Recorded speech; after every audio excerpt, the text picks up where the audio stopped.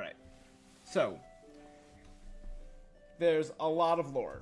I'm a big lore guy.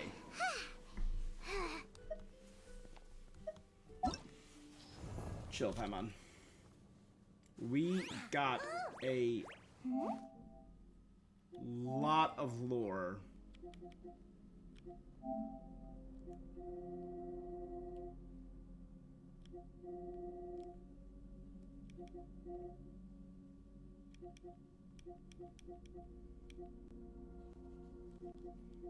In Dorman Port.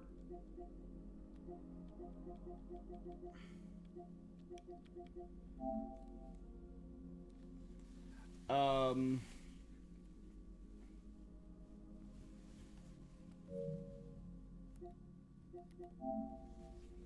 a lot of it goes by this. You are Mauki.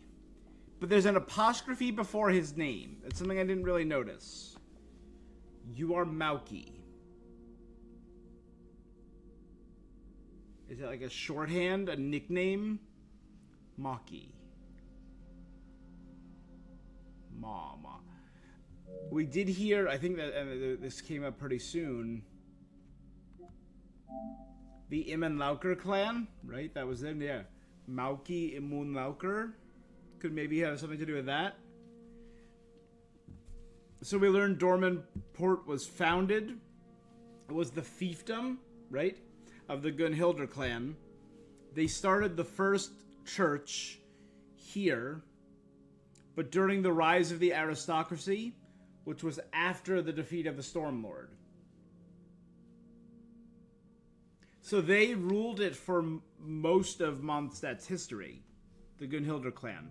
From before Decorabian till after the defeat of Decorabian and the rise of the corrupt aristocracy. And the reason the Gunhilders are so respected is right here. The Gunhilders of the time seized the bishop sent from Mondstadt, hurled him from the window of the sanctuary's highest tower, then tore down the tower. So there was a church in Dorman Port, but they killed the bishop and destroyed the church.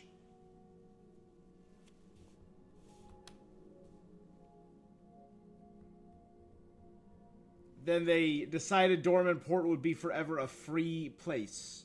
Abolished all hereditary noble fiefdoms after Vanessa's uprising.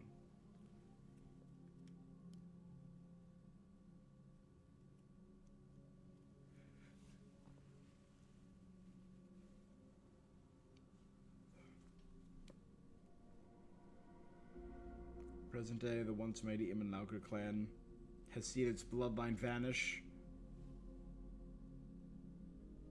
So I'm wondering if there's any Imen Laukers left. Because what do we know of the Imen Lauker clan?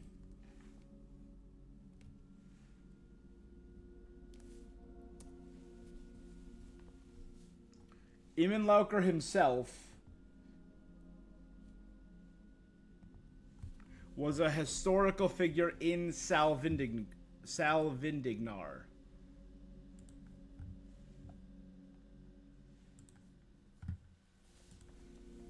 Right, Genshin, Imen Lauker. Oh, it's the one, yep, portrayed on this. The ice-breaking Outlander.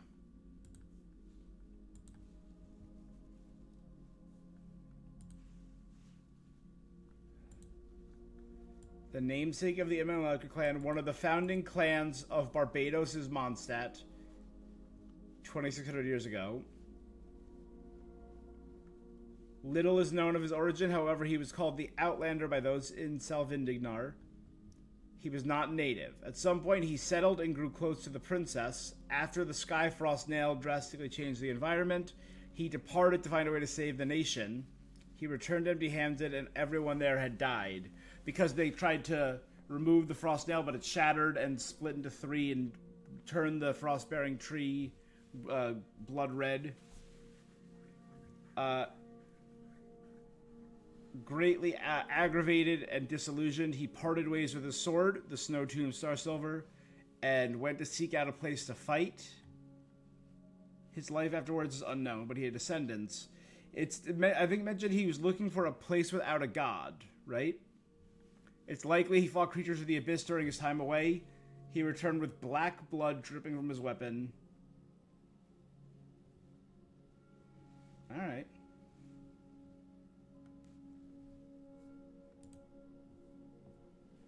Alright, you know, let me play some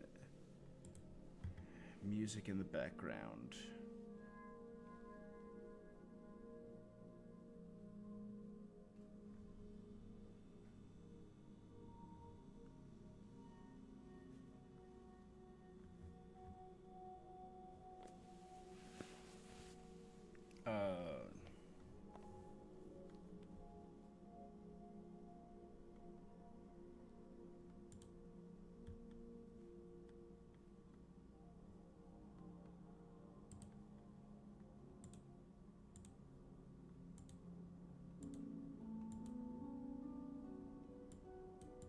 There we go. I'm going to put that there.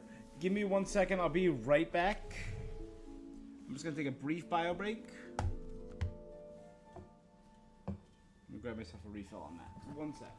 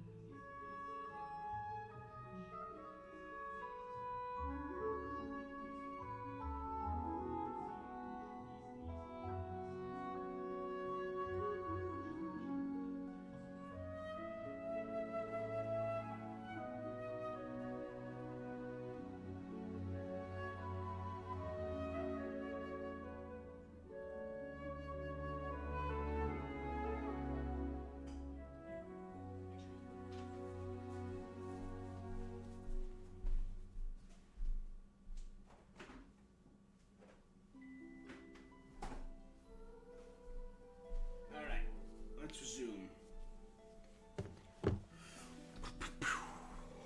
Okay, so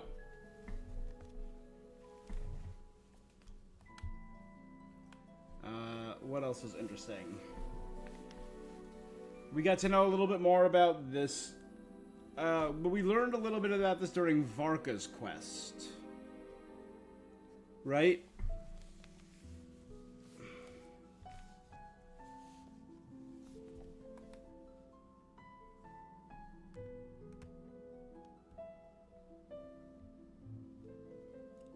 Pharaoh was replaced by Diluc, who was replaced by Kaya.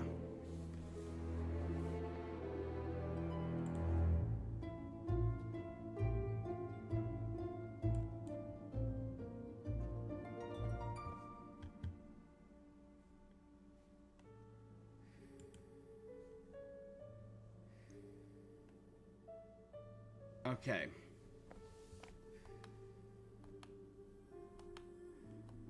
We got all the lore about Seamus.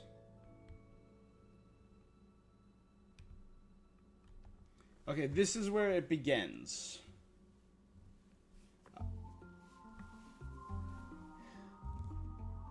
This is the sanatorium. So the sanatorium may not be as old as I thought. I thought from the looks of it, it was much older, right? I thought from the looks of it, it was just like an ancient thing, but it was destroyed a few years ago from the looks of it.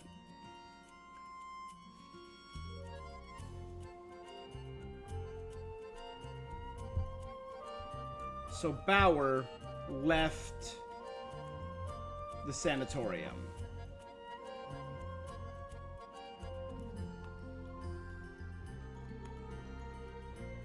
Chalked up to madness, a cocktail of heat of the moment, brain fog dementia, and a sprinkle of age-old paranoia.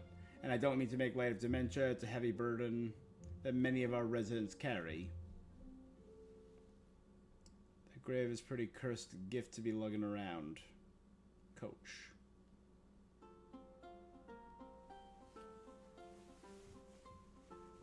So, the sanatorium... It seems like they treated more mental illness than physical illness.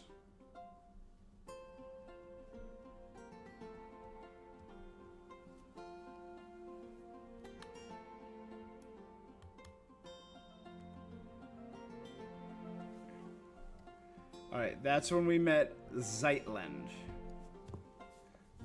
Let's take a... Zeitland, oh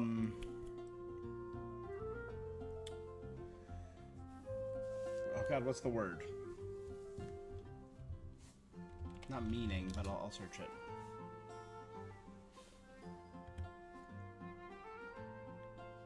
Zeitlin is an Ashkenazi Jewish name.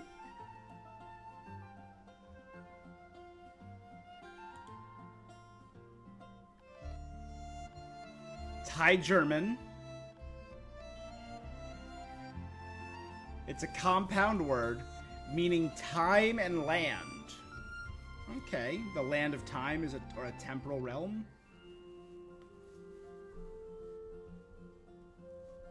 So Zeit means time.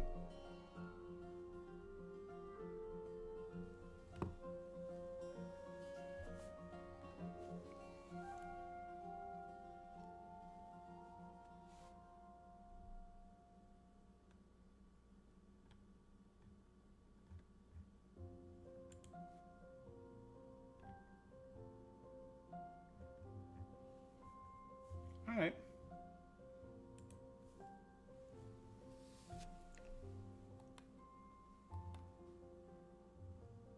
Nihilita, that one's easy. Nihil literally means nothing, right? Nihilism. Nihility.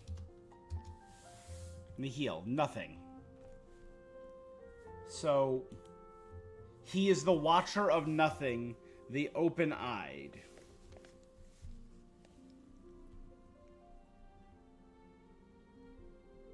I think Raumhilda was her sister's name, but I'll do that next. Okay, Nihilita. Because his brother called him Nihil. Which literally means nothing. So it's the watcher of nothingness.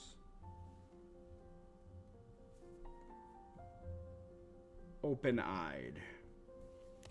Again, adding biblically accurate angels is one of the coolest choices. So, they also called me noble traveler from afar, the returnee from the Sea of Stars. Returnee, meaning you've returned. I personally think it's we've returned from the apathic interval in the prologue of the game. In the opening preludes of the game, we were attacked by Asmodee and separated and banished, but we have returned. We are the returnee from the Sea of Stars.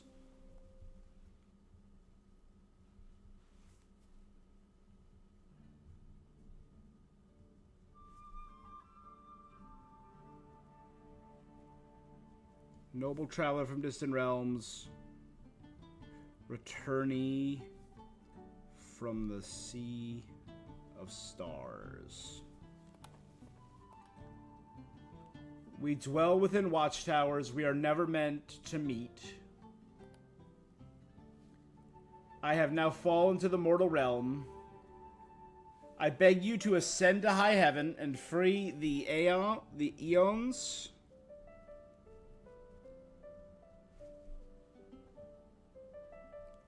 From their inverted fates. Eons we saw was like segments of time, literally eons, from their inverted fate. I placed, he sent her up. Right? So, to normally ascend, there's got to be more here. To normally ascend, you're put through the apathic. What did I just use the word? Yeah. And that's where your will is tested and you're forced to give up everything. You give up your desires in order to ascend.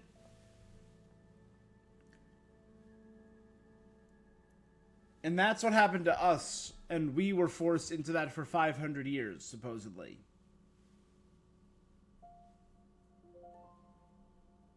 Then why did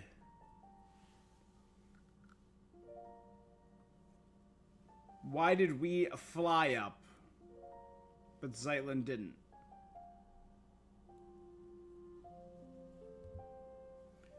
Right? She has her own journey to embark on. She will be restored when you reach the temple above. And this is because Nihilita also sent up her sister.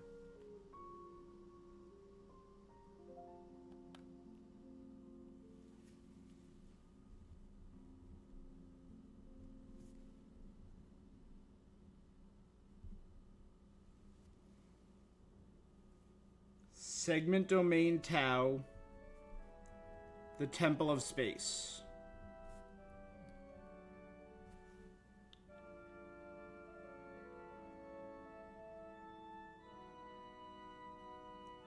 It belongs to a god who appeared before you. You felt this way? You must have been planning misfortune. How long? Oh, she's talking about the time where the stuff that happened to her before. That said, Paimon's not sure if 500 years is accurate at this point either. That's interesting.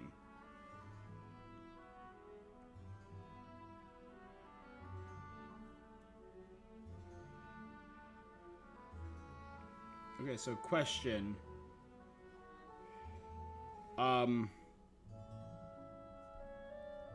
Why did we fly, but Zeitland was cubed?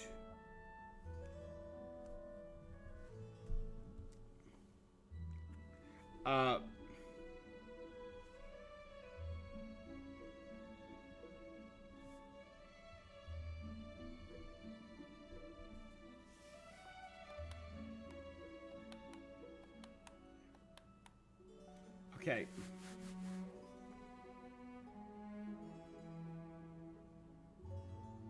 The Blubber Beast is closer to eternity than any empire. It is closer to a perfect sphere. Is that why the angels are round? Sphere equals eternity? Or perfection? Right, that's why all the angels have...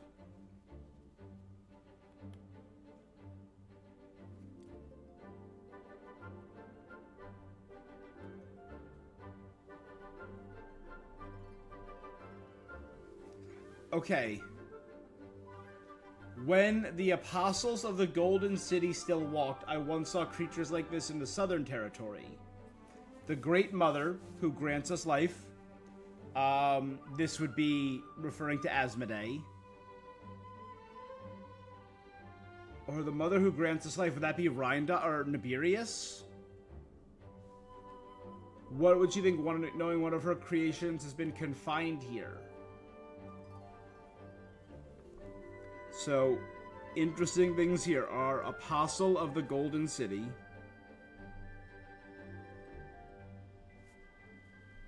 and Great Mother who granted us life. The reason I think that refers to Nibirius is because they're referring to her creations, the crabs. And if she's the architect of life,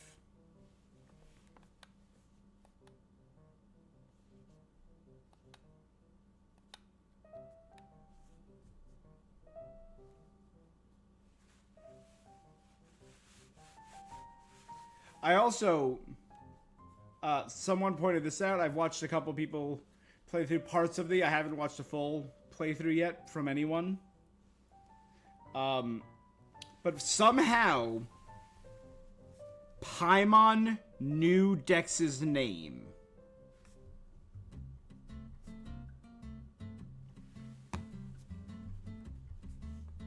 Paimon said Dex, and they're like, oh yes, that's Dexter. Like, oh wait, his name really is Dex?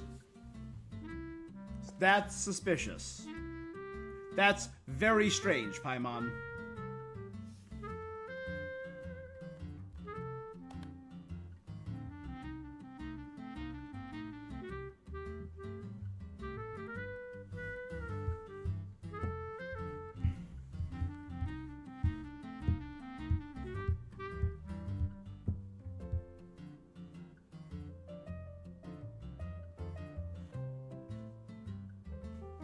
I introduced using a more official, impressive name, but everyone calls it Dex. Nihilita set you up here. It's time to strike back.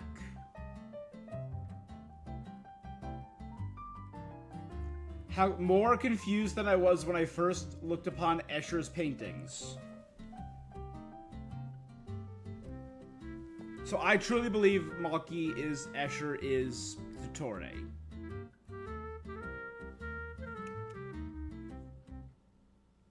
Historia.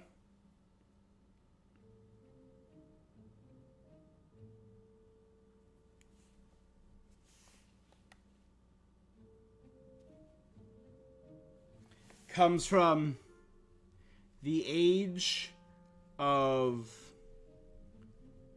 Dark Dragon King, which would be Nibelung. Return. Which means the false sky was there because he rent the sky open. Right?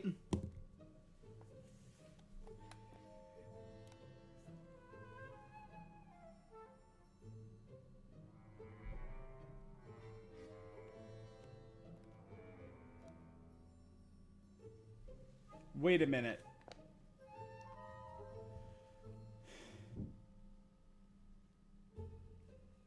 More confused than I was the first time I looked upon Escher's paintings. Someone you know? Who knows? Maybe he really was famous. Actually, that pisses me off. Why didn't I make my mark in history? You know what? Let's just call him Maki from now on.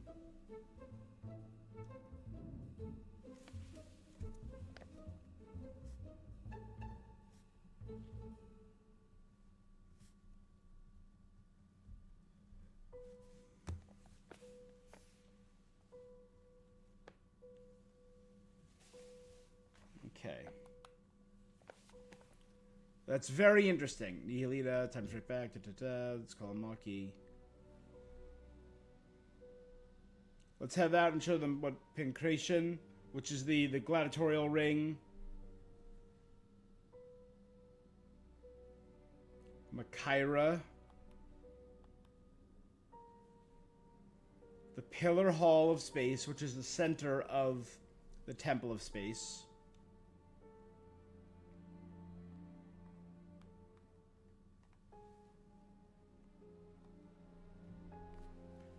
God of Space, nowhere to be found.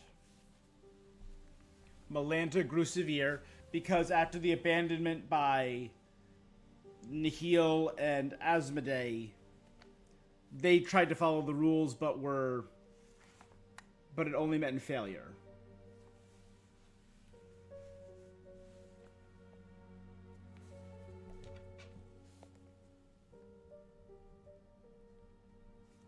So Nihilita also fell from grace.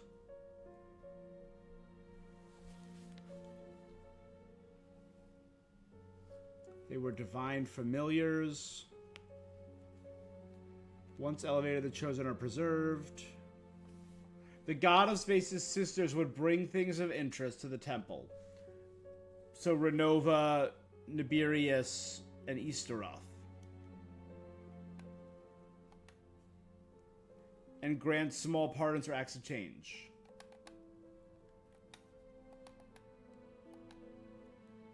So they all lived stagnant lives, unchanging.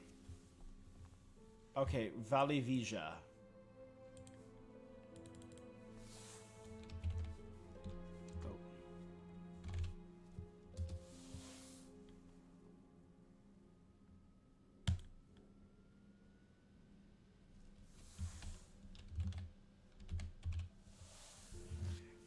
Nabu Malikata died of malice, burning sun and yellow sand. The city of Ai Khanum is engulfed in a sandstorm.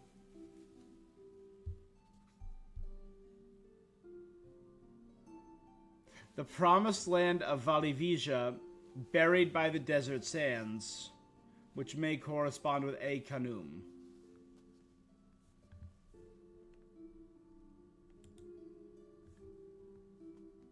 A corner of paradise, basically, is what this is saying.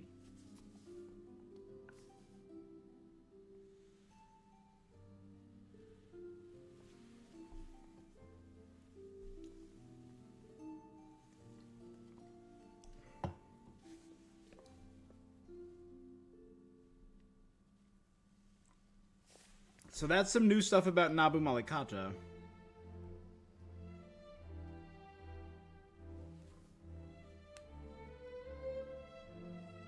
The Mother of Madness.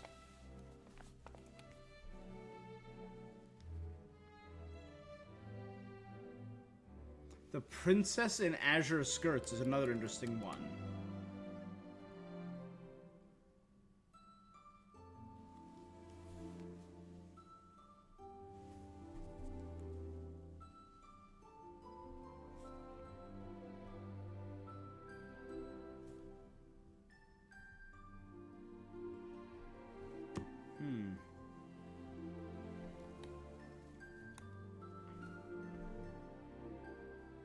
That one wasn't that important.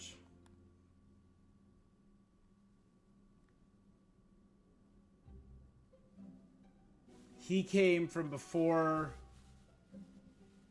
Oh no, he came from after Narukami Ogoshu.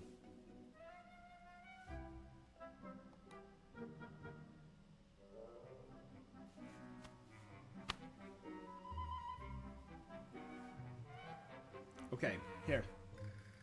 So this was the woman who was standing amidst the scrolls of the Nightwind. Remuria and the Lock Knight existed only in plays by the time she was around. But she was around in the time of the Randolphs and the Petrichors, which is a little over 500 years ago, just before the Cataclysm.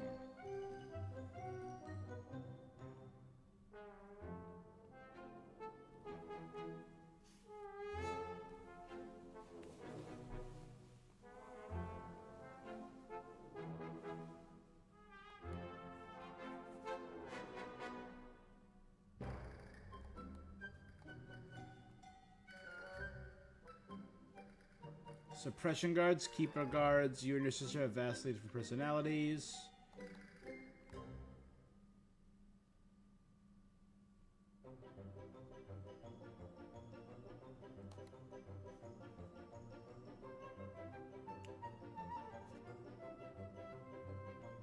Luyang Academy from Ancient Liyue. Venipi.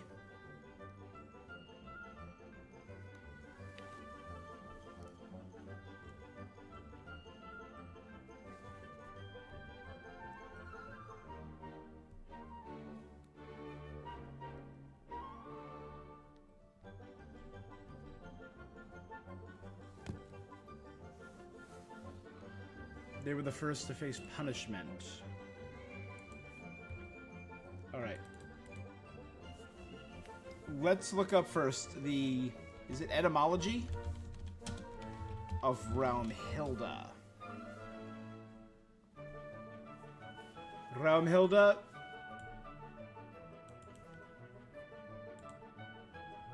High Germanic. Realm meaning glory. Glory in battle.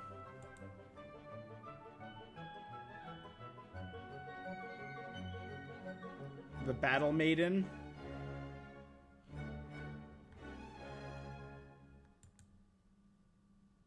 Oh, here's Zeitland.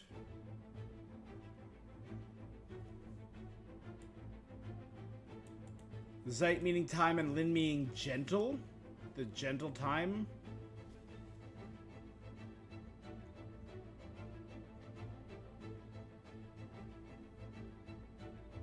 They don't mention her sister at all.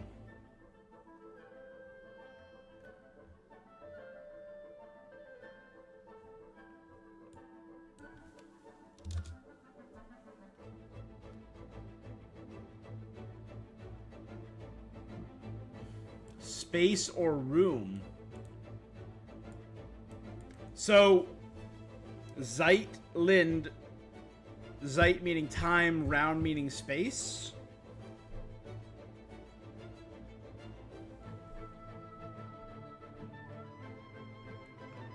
So like space, and then Hilda.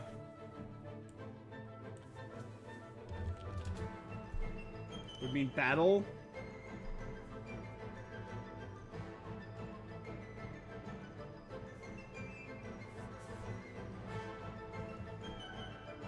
Interesting. Alright, let's check up Venipi.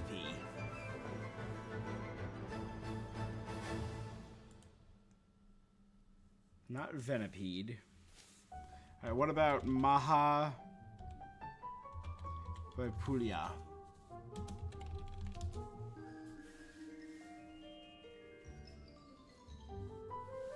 Means in its Hindu Sanskrit, it means great, expansive, or vast magnitude. Pop pop. The limitless natures of Buddha's teaching.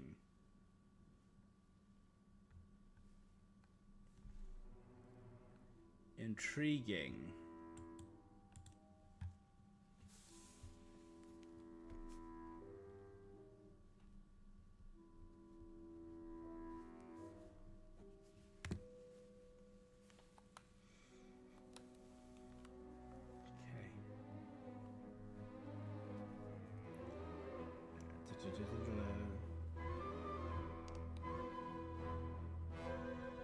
Here you go.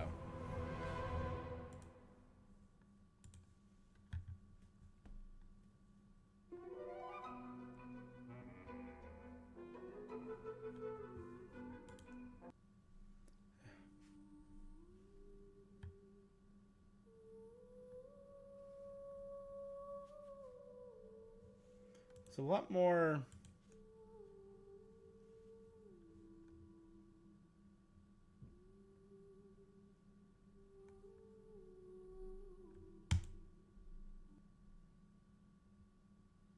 Do this one.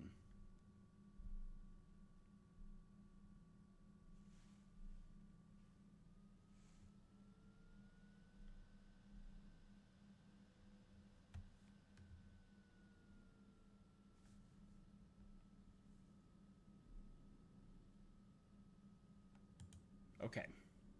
Let's just shut up in a sec. Okay.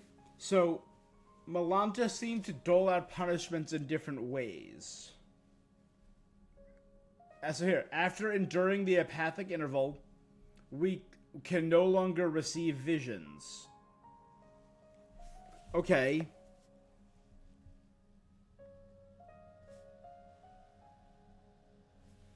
So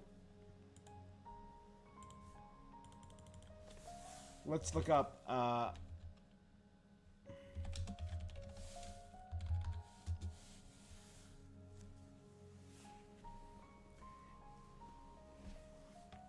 apathy, obvious. That one's easy. An apathic interval, a temporary period marked by a lack of motivation.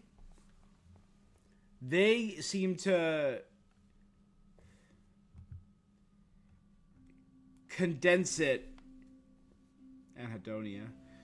Which is your lack of your own interest.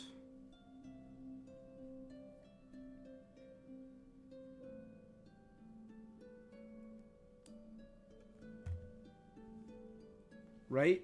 So the apathic interval is used almost like a meditation in giving up your passions and purpose and desire to become pure. And I guess the idea between giving up your desire is that so when you enter the temple of space, you are content and must remain like that and do not need, require, or want change. because evolution and change goes against this permanence idea.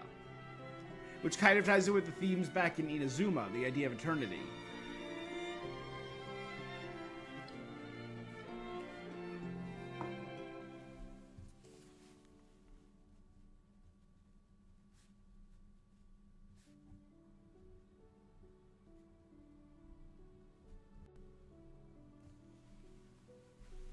So Melanda's punishment, in this area, he trapped people into paintings within paintings, painting inception.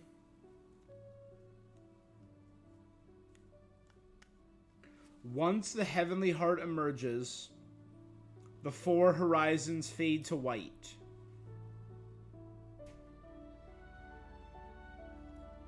The heavenly heart, could that be the heavenly principles? Once the heavenly principles awaken, the four horizons, the four shades, fade to white, vanish.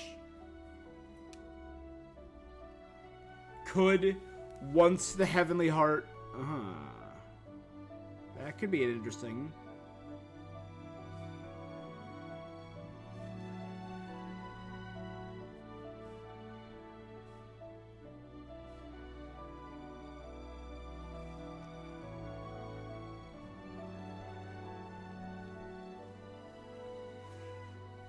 Tower of Radiant Light, an abode of resplendent talent.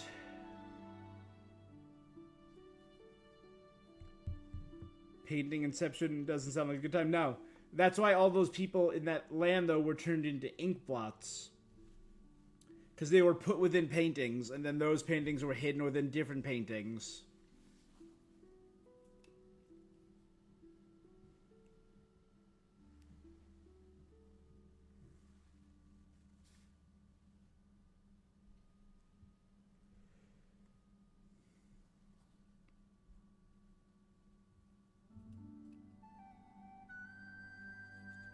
So we heard about the finishing touch that Zhongli, Rex Lapis, gave to Ajdaha to bring him to life.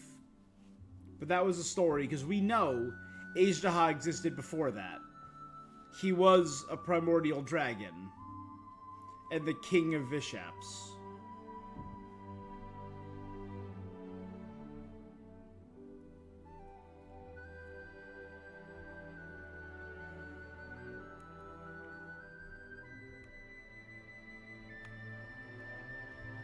Here, this was the fake Mauki.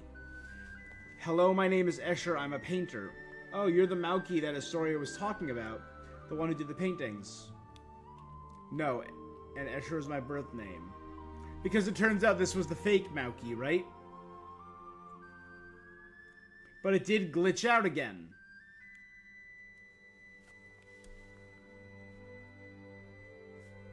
And the reason he did not respond to Mauki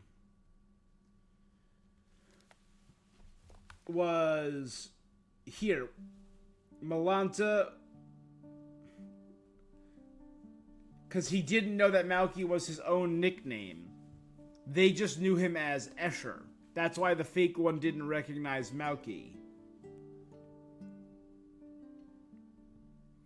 As it turned out. So I'm already starting to develop a theory.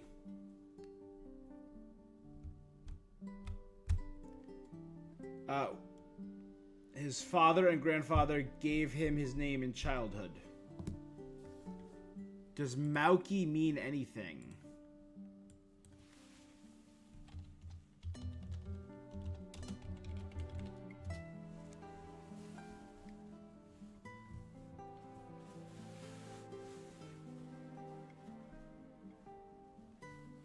Mauki as a surname in Gaelic?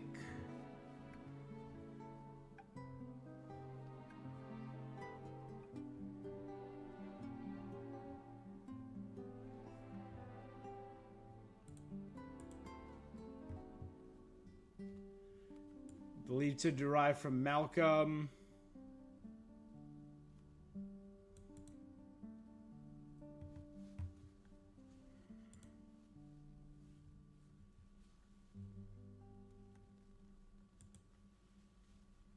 Meaning hair? It's described on a cowardly or weak person.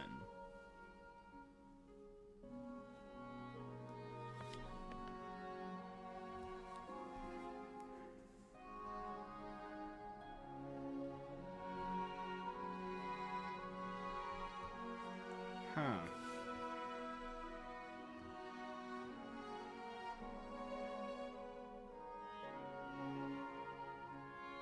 Or the hair.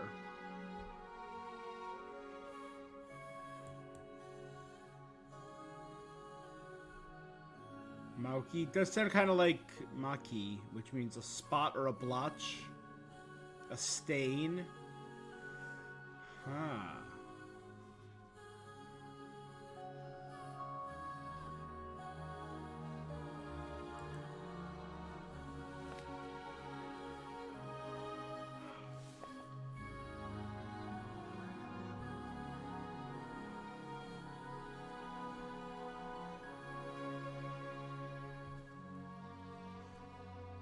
Okay, that could be interesting.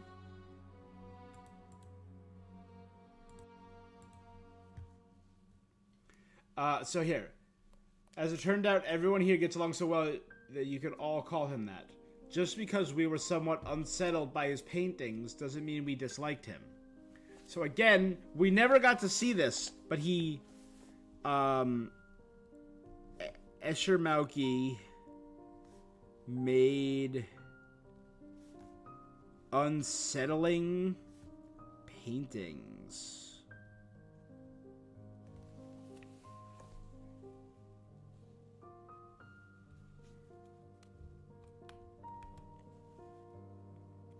There was one line that I saw that I didn't take a picture of.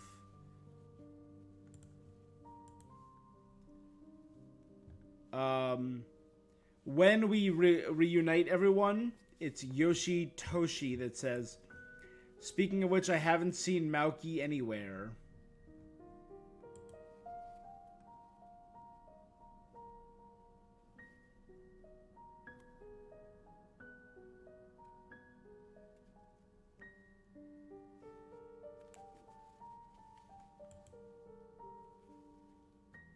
Did he end up trapped in the desert pavilion? That's on you lot. You tricked him to go to the desert pavilion. We weren't excluding him. Alright, this is just getting annoying. I'll look it up.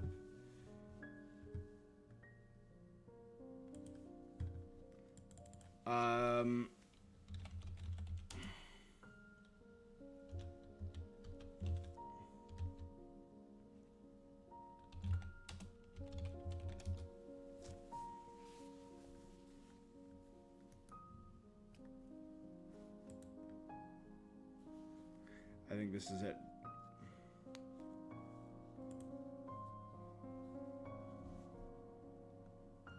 Oh, here. Oh. It is almost an identical character model.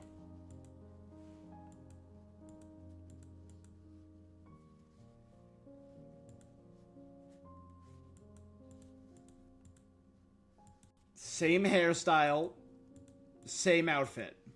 It's just his hair's grayer and he has a beard. A painter from 400 years ago. So my theory was, is that him? Is that a segment of Dottore? Or did Dottore steal his appearance? Because he was kidnapped all those years ago and Dottore just took his place.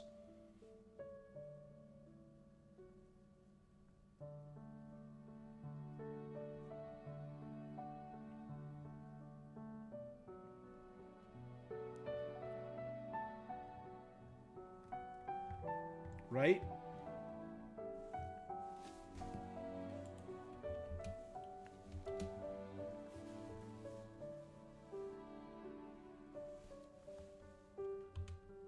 Alright. I think it was in an optional dialogue, so it's actually not going to be in here. I haven't seen Mauki. Did he end up trapped in the was he trapped in the desert pavilion? That's on you. Why did you lure him to the construction site? We weren't excluding him. We wanted to show the people from the desert how shocking the spatial distortion is. After all, they're the ones who are so obsessed with space. So,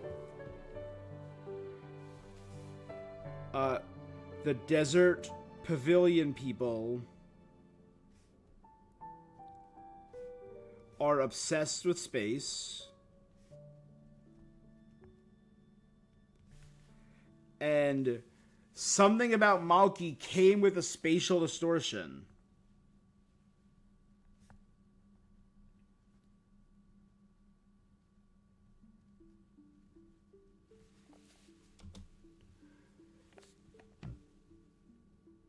Messing with space might break the rules. He's probably been forcibly exiled by Melanta.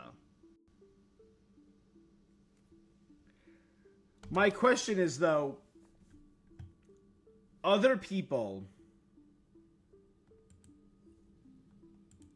who broke the rules were punished. The painters who broke the rules were trapped in the Inception paintings. The authors who wrote were pressed between the pages of books.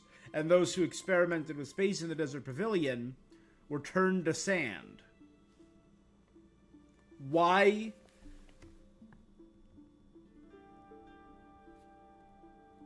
was he forcibly exiled? And then how did he lose his memories, right? Because losing your memories was the sacrifice to build the bridge up to the top. And then you could be returned below. That's what happened with Raumhilde and Zeitland. But was he forcibly... Did he have his memories stolen then?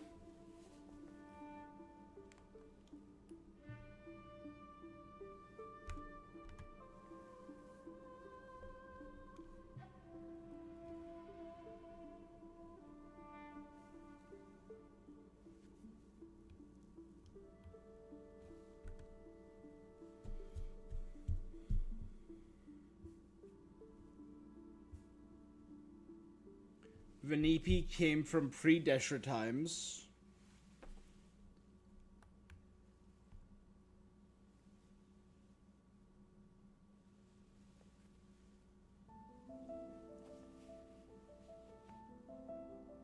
Right here. Here's two more.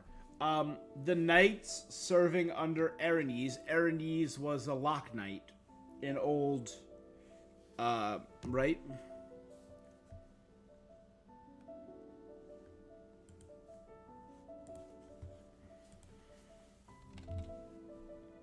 Erinys.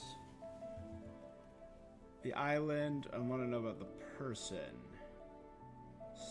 Alternate name for that. Yep.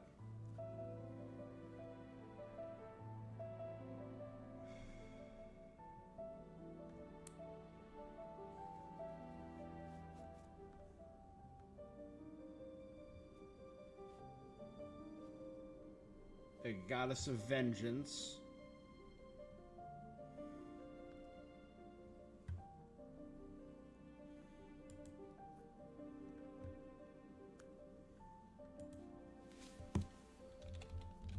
We knew more about them.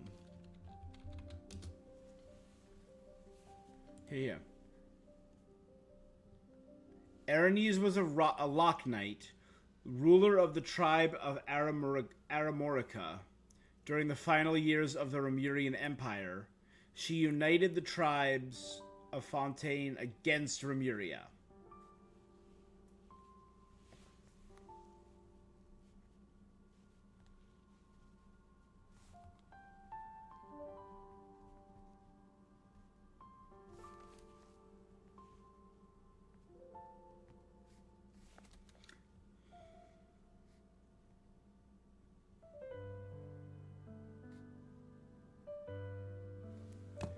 And the other one was Medjai, right?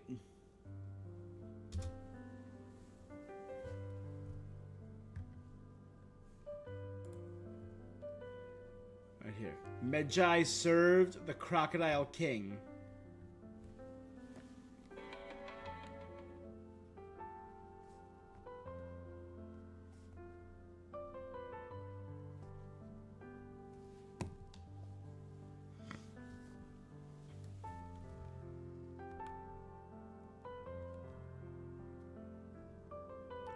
Kashama lives in the era where the Dendro Archon had yet to become a child. My curiosity here is, because this is a world quest, so it could hypothetically be done at any time, if this was done before Sumeru, would that say Rukkhadevata? Or would it say... Because in the current lore of the world, there was no Rukkhadevata, because she erased herself. Nahida was always the Greater Lord. It was Greater Lord Nahida who reduced herself, or Greater Lord Kusanali who reduced herself to Lesser Lord Kusanali by expending all her energy.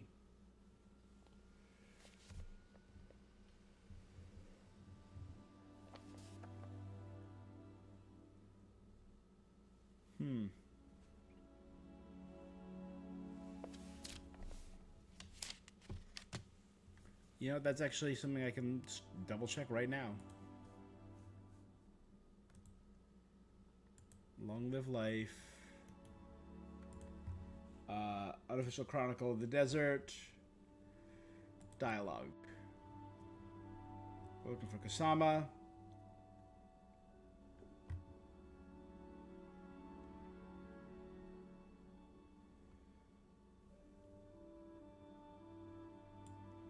No. Huh. Guess not. Okay.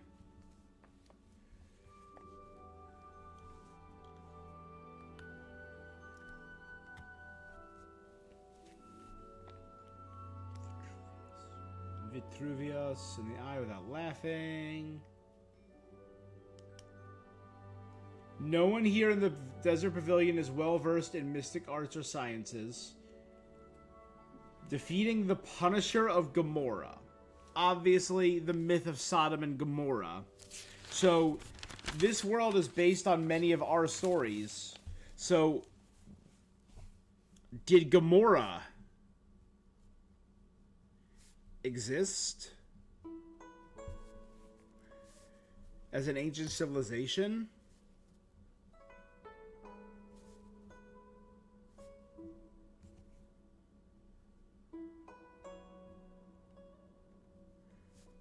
So if Kashama's from Rukkhadevata's era, that means it was after the death of Deshret and Mali,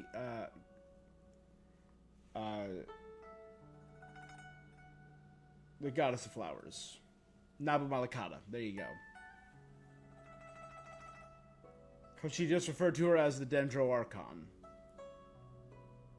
So it was after the Archon War.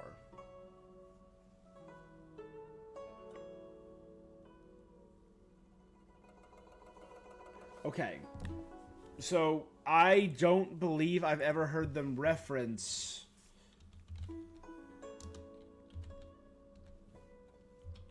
Sodom or Gomorrah. Yeah, it's only mentioned in that.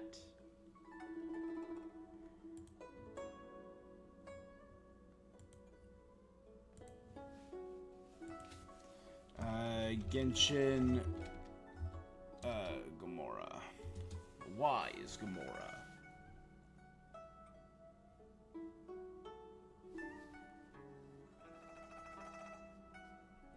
The story of Yupon Kui reminds me of the biblical story of Sodom and Gomorrah. Don't turn back. That was the turn fire, right? And Lot's wife turned into a pillar of salt.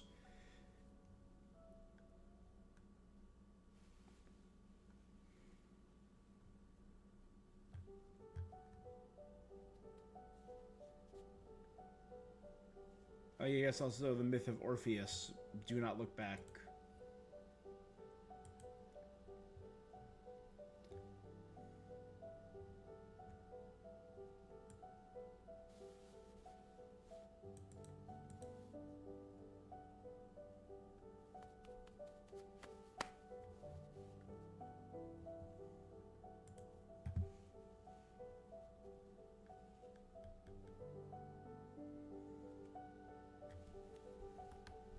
Okay.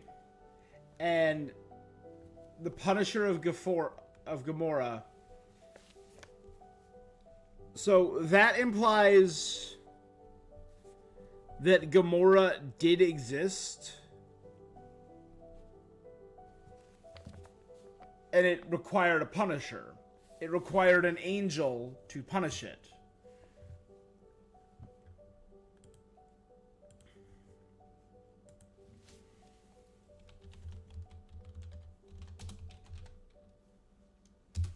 Afar.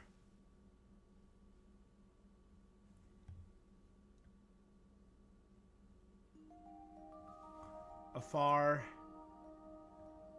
Middle English, afir.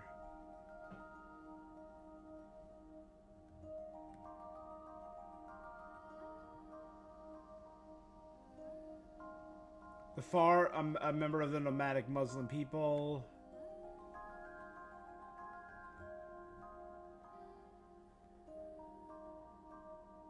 The Afar tribe of East Africa. That may be.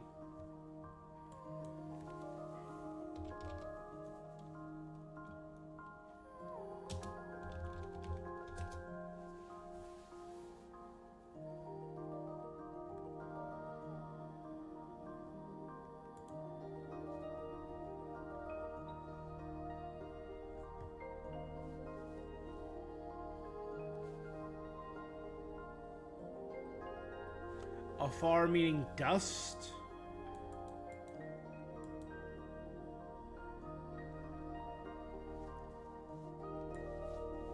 In Gnostic thought, the term afar, dust in Hebrew, relates to the material world's creation. I could see that.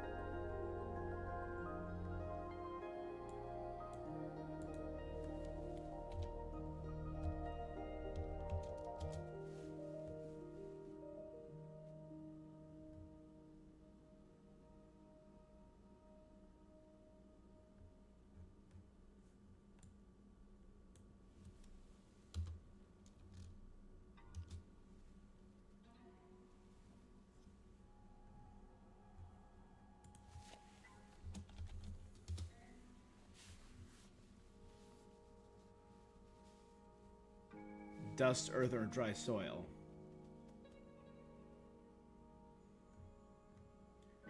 Key aspects of afar refers to soil, dust, dirt. Human mortality, dust to dust. That would make sense. Right?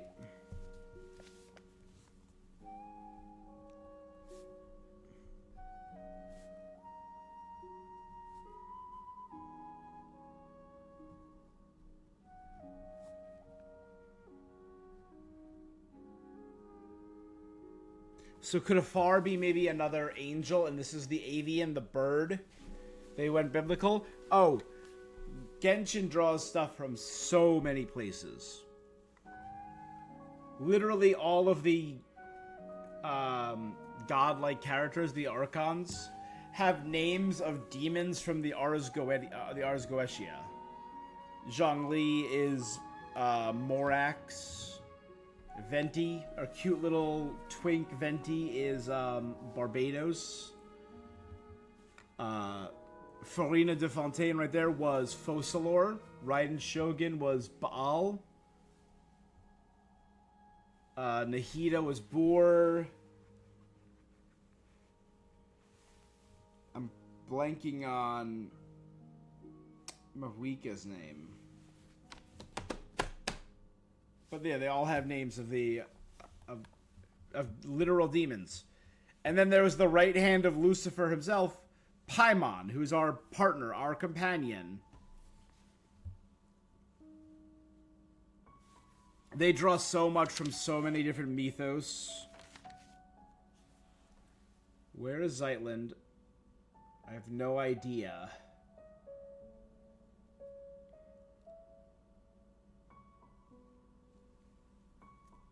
So there's also items that...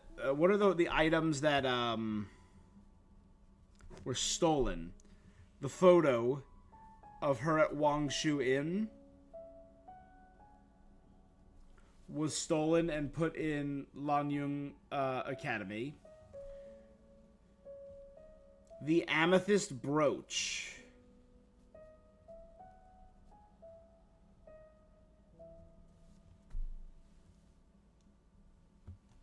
And then her notes and poems, right?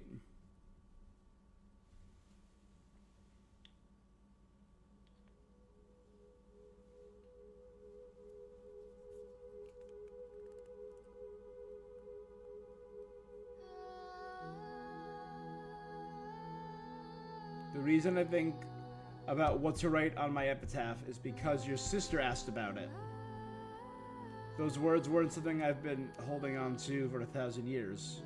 Does nobody die here? It would be impossible if you leave behind a magnificent epitaph. I think a big part of that was the idea maybe of self-harm. Of truly the worst outcome of melancholy. Why was Raumhilda at the sanatorium? Why was she thinking about her epitaph? And maybe being removed from her memories gave her a second lease on life.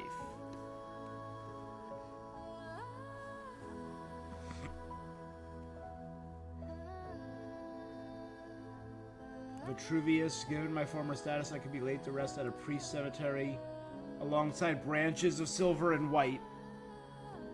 He's from Sumeru, right? Being laid in a priest cemetery alongside branches of silver and white. The branches of Irminsul.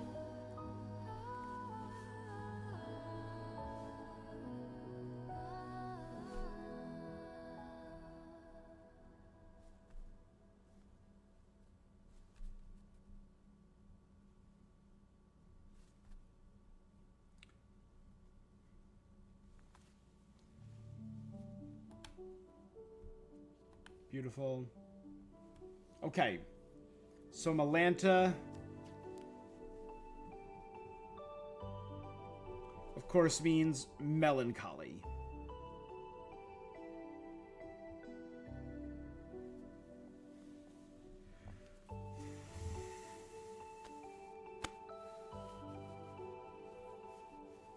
Why were the goddess of space? Why were her familiars nothingness and melancholy? Because space existence is kind of the opposite of nothing. It's everything. And melancholy, I don't know. Maybe they forced... She separated her concepts unto others, unto her archangels. Or her Grigori, sorry.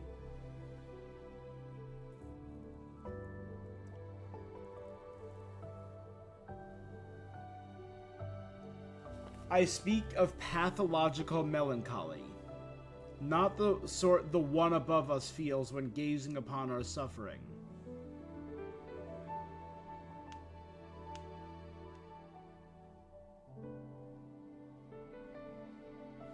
So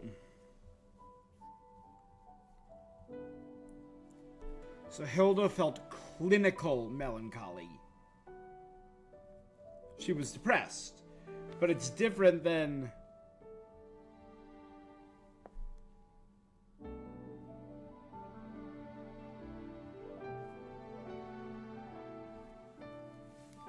I was agape at the revelations. I wouldn't have thought anyone audacious to build a sanatorium atop the site of the Temple of Space.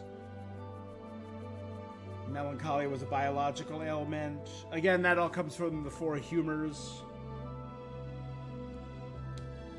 Subsequently, they came to believe it was an affliction of the heart, of the soul.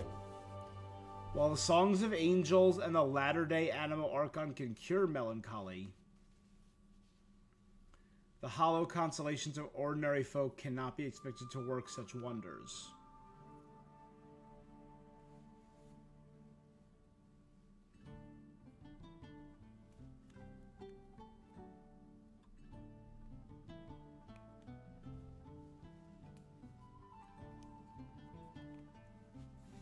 So faith, the divine, the songs of angels, and the latter-day Animo Archon, that can inspire and cure people, faith. But some just regular conversation can't do it? I don't know about that. Why would the Great One who rules over sky and space name her creations nothingness and melancholy? She lacks the ability to empathize. There is nothing she cannot do. utterly helpless against genuine futility and the ailments of the human heart. She named her creations the two things she is least able to deal with.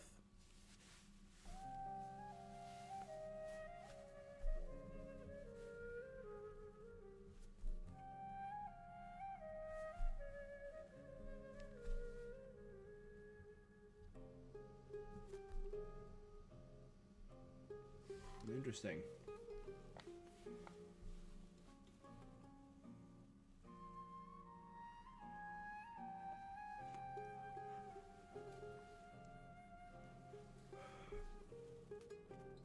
I pray for the courage.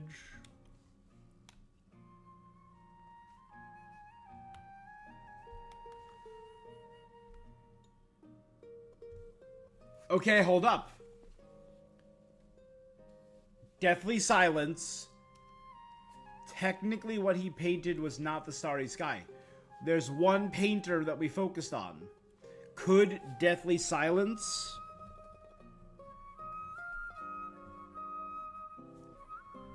paint? Well, maybe it was painted by Escher, and maybe it was the reason he was banished. Did he paint maybe what lies beyond the false sky?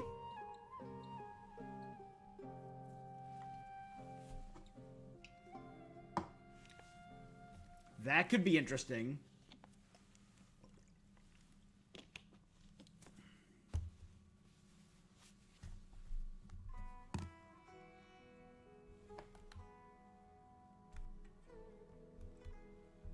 Very curious what's up with the Holy Sword.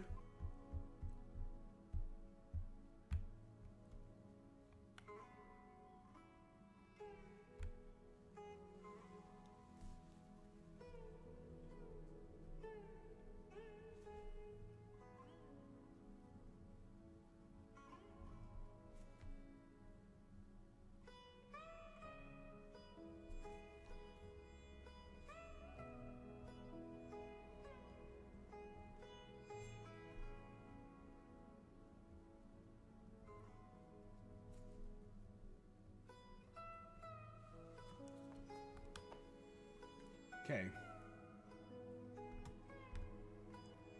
Arcadia.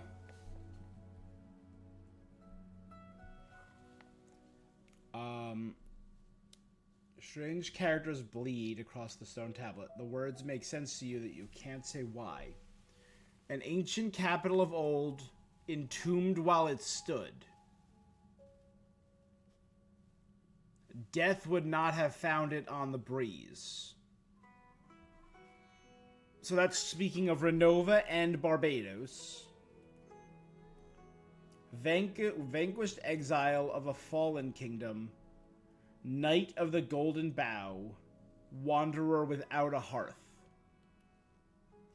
To cold ash he turned amidst the grief of his beloved. Never to unseal the ruined city's gates from this side of the world again.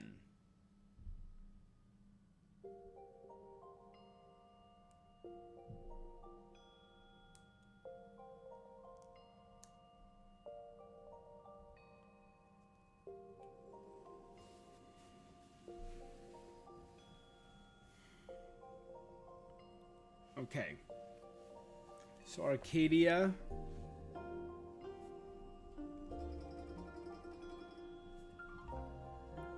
When did it fall?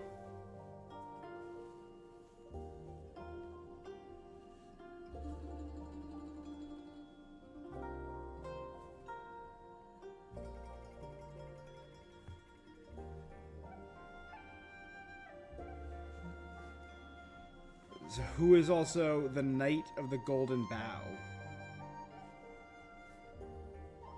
Sounds like a survivor of Arcadia. They were exiled. Never to unseal the ruined city's gates from this side of the world. From the mortal side or from heaven? Could Arcadia...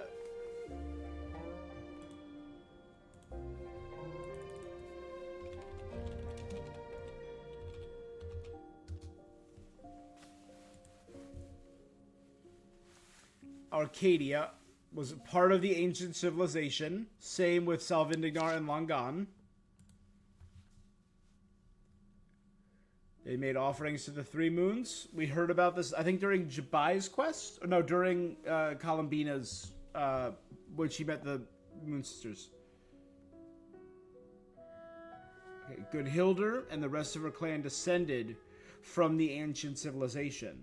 So, and since Gunhildr were ruling over part of Mondstadt, could Arcadia have been the ancient... If Langan was the ancient civilization before Liyue, Enkanomiya was before... was subterranean under Inazuma, the Inazuman archipelago. Salvindignar was Dragonspine. Could Arcadia have been the proto Mondstadt?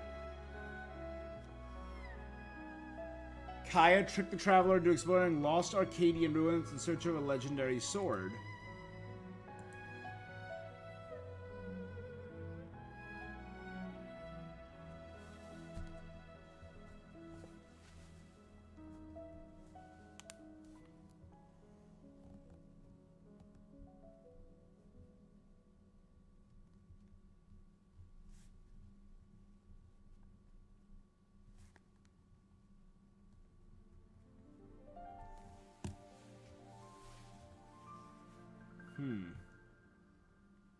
That's kind of interesting.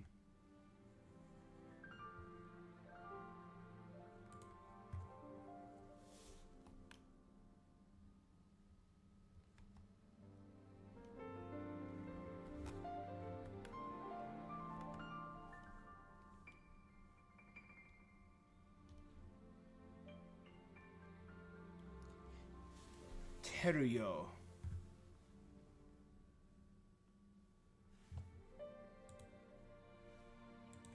Okay, let's search these up one at a time.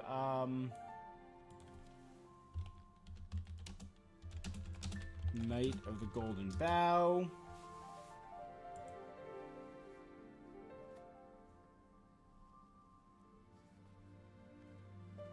The Golden Bow, proof of divine favor. An epic poem of Virgil. The episode of the Golden Bow is in the 6th book. The bow itself was proof of his divine favor and allowed him to pass to the underworld.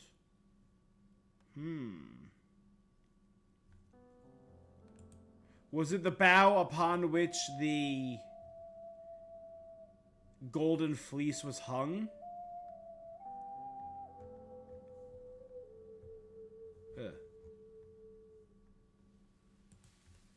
I know how to spell.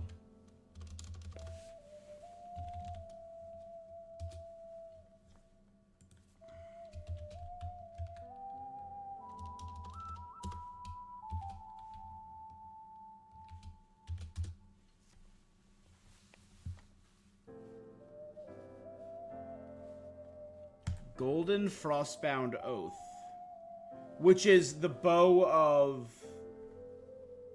Linnea.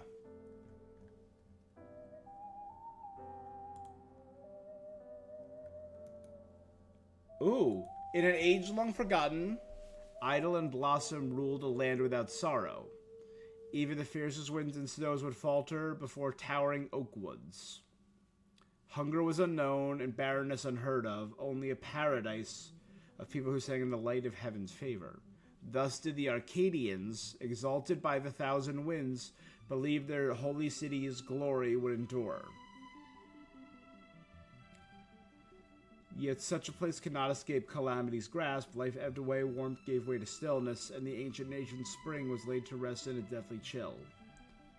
With Arcadia now lost... So it was a land beloved by wind, which would be Mondstadt. Suffered cold. But that makes me think of the war between Decarabian and Boreas, or the Skyfrost nail upon Salvindignar. The knight turned to what remained and stepped alone into an endless frost and shadow. Gunhildr, hero named in prophecy, scion of the hallowed line, last light of our people. Only when the golden bow, pure and untainted, is severed, shall the withered wood be stirred to life again. Only when the golden bough, pure and untainted and severed, shall our sealed paradise endure. At the end of a long and bitter wandering, the knight who trod the frozen ways came upon another sacred grove spared from ruin. No priest, however, remained to tend to the white tree. In their place, something else had taken root, something that named itself King, and watched from the high boughs left behind by a vanished envoy. So,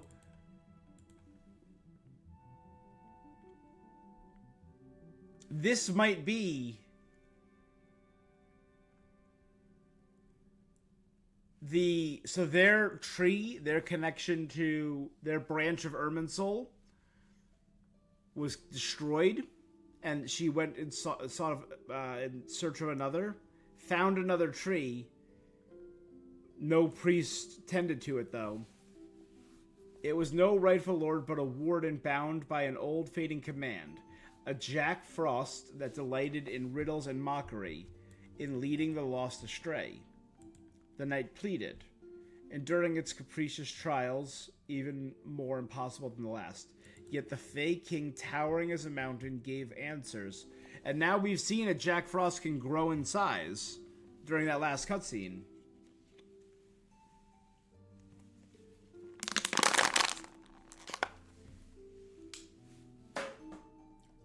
For the fallen capital, sealed within its death-bound tomb.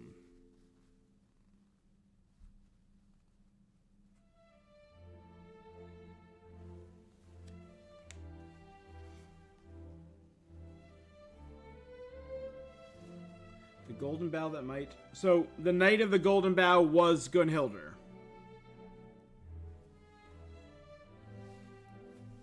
Fall of the capital, deathbound tomb. A duel bereft of words unfolded. Steel met frost, their clash stirred a bitter wind. Until the knight's blade rose in a final arc and struck the crown from the Fey King's brow. Once more the champion asked to be bestowed the Golden Bough, for the sake of a homeland already lost. When the storm fell silent, the drifting snow gave way to silence, and the truth stood revealed. The Golden Bough, spoken of as imperishable, had been claimed by the frenzied Aurora long before any could come seek it. And with each passing tide of the Light Realm, the last vestiges of the mortal reason and the quiet breath of plant life were stripped away, until only a pallid, withered remnant remained, suspended upon the branch, too frail to bear the longing for paradise reborn.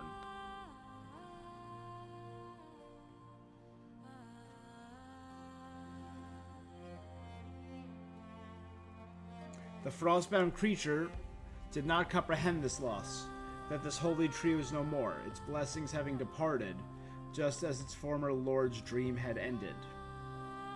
And so it remained, oathbound, guarding the grave it believed was hallowed ground. Beneath the withered tree, the knight's longsword hurled down, a soundless laugh came to the hero's lips. A paradise sealed against all change could never endure without end. Well, that's the Temple of Sky. A paradise without change could never endure without end. That's why Melanto went mad. Just as even the gods could find no refuge from their unmaking. With that, Eni resolved to restore what was lost loosened its hold, and the knight turned toward the snow-slipped south, setting out upon a homeward road unknown. In the years that followed, the hero would gather those Arcadian remnants, willing to leave their ruined capital, leading them onward to the high tower where once the wicked dragon had been cast down, to stand before its lord and seek shelter. Decarabian. They went to go live under Decarabian.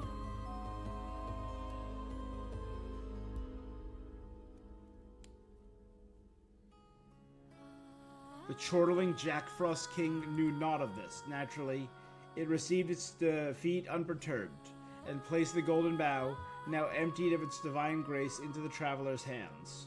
It gave the frail fleeting mortal's desire to seek a new dawn its blessing, and held hope that the one who had set the Jack Frost here might also one day find a path that leads home. Wow.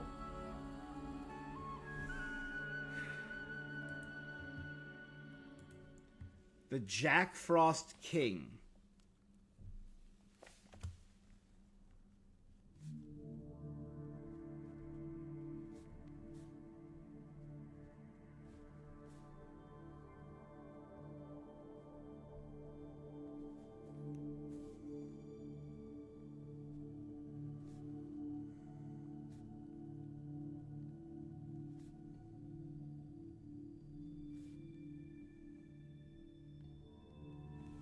Got it. The other one is Teriu. Or Terio.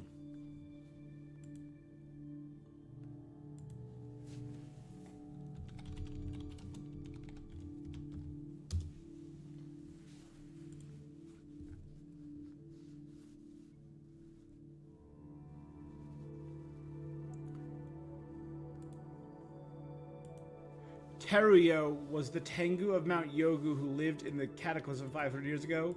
She was close to Iwakura Michiro, bestowed upon him to distance himself from the Mikoshi clan. That's right. Iwakura Michiro was the biological child of the Oni Mikoshi. Mikoshi Chiyo. Yep. She had 2 children, one biological, one adopted. Her biological child changed his name to Iwakura Michiro. And out of shame, he secluded himself until he met Terio, who gave him the name Iwakura. Yes.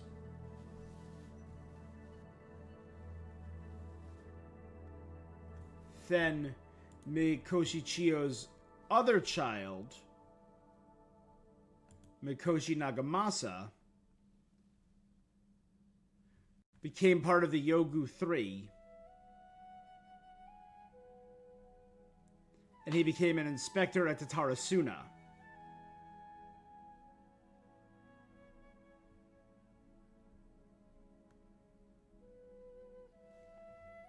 Yes.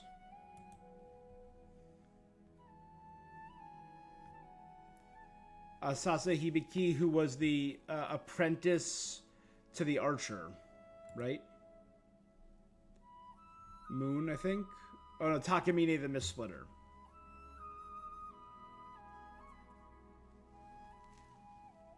From the Asase Shrine. And Harunosuke...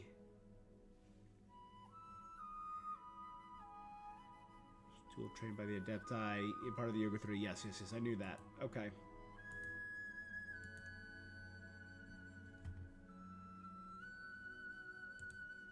So Teriu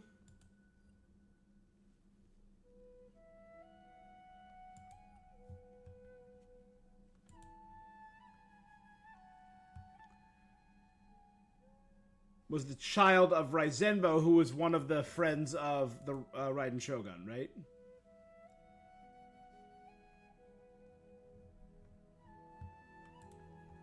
Do we not have an image of Raizenbo? I know we do of Kitsune Saiga, yeah.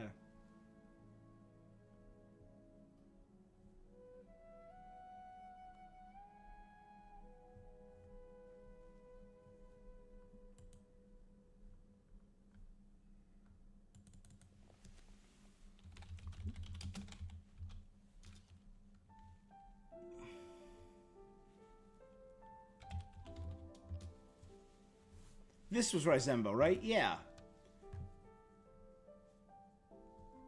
So his child is Terio.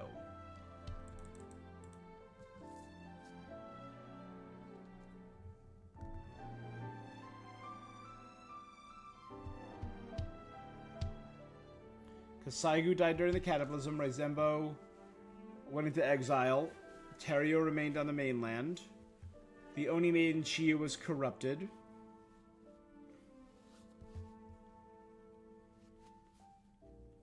Terrio met him, convinced him to change his name. Bam. 13 years later, after Terrio met him, they managed to best her in a duel by grazing her wing. She granted him the title Tengu Victor. But they bid farewell forever. Aw. Okay. So the sword trading formation of the Tengu.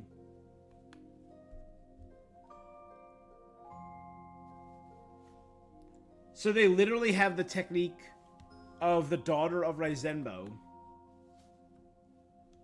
Calceria said that if Dominus Boethius and Dominus Cassiodor, successors, had done the musical instruments, he'd probably be so incensed he'd tear down. Vindia, who is the snow goose from the Masters of the Night Wind, right?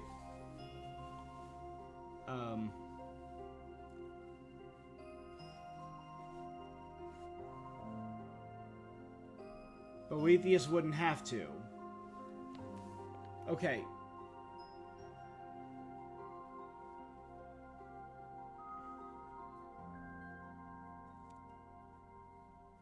So Calcerius worked for Dominus Boethius, who in that world quest was the traitorous Dominus who took over Phobos and tried to end the world. Dominus Cassiodor possessed a cat. That was a weird world quest. Vidia replied Boethius wouldn't have to. When she was still above ground, Cassiodor's palace in Petrichor had already been razed by the king of Aramorica, which we now know is the kingdom of the Erinyes.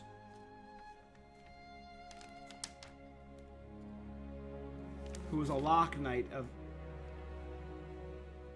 So I said in that case, Boethius and the king must have been good friends.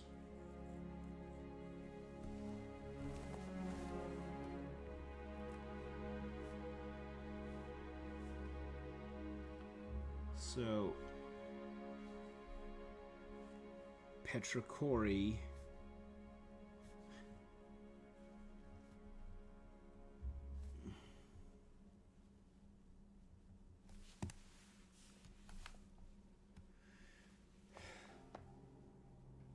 This is a lot, and I don't recognize any of these names.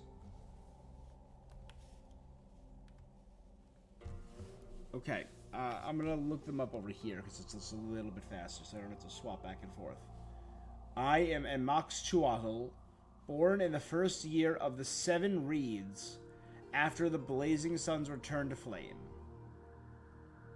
Once I served as a recording officer in the court of the glorious Holy Sovereign, His Majesty Colomte.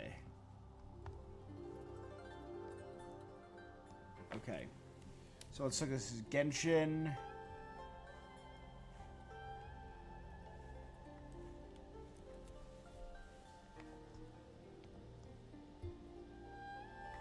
Okay. Served, born in the first year of 7 Reeds, Chikome Akatl. Akatl is a family name. In fact, the current chief of the Collective of Plenty is named Akatl. Cool. Recording officer... Tisaquan Colomte. So let's look up Colomte. Nothing.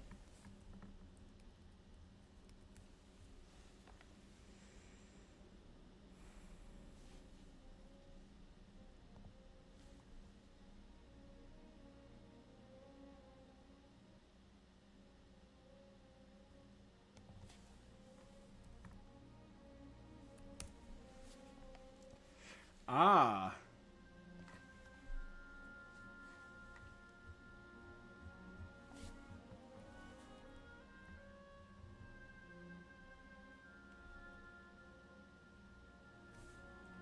In an ancient bulletin board, by order of the Guardian of Sacred Flame, Yaha Kawak, which is down here,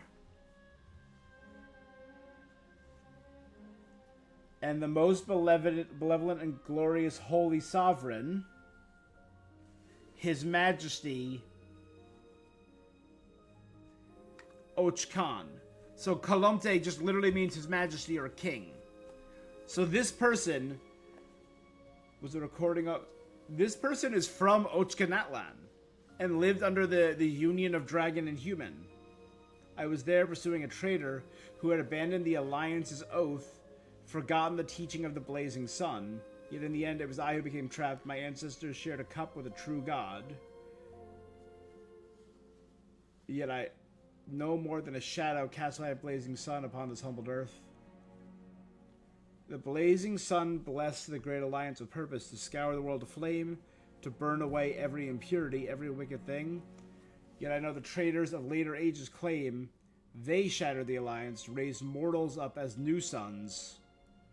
Oh, so did this person serve the Dragon King, or maybe Geowaddle?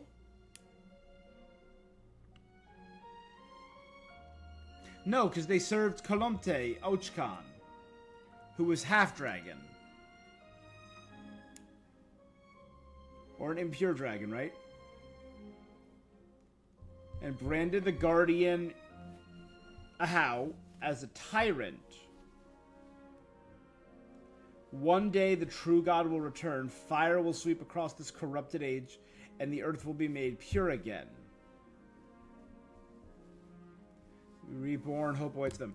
This person wants the return of the dragons.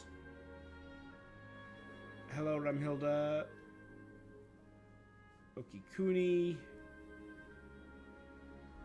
That makes sense why Okikuni didn't know who Teruyo was, because he was from before the generation of the Narukami, Ogoshu. So that means he was before Raizenbo and before Raizenbo's child. That makes sense.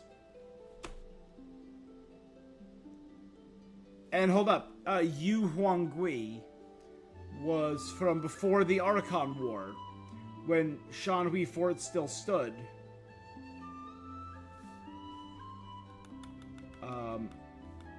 We've seen his name once before.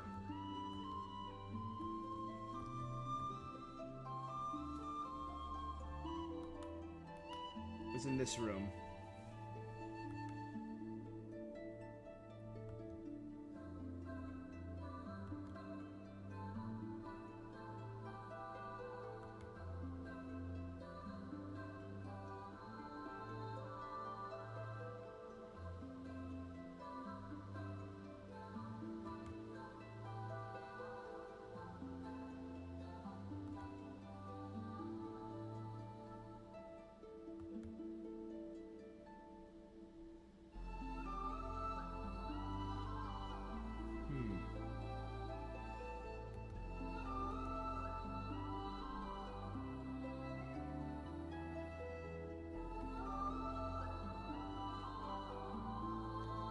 No, I've seen it before.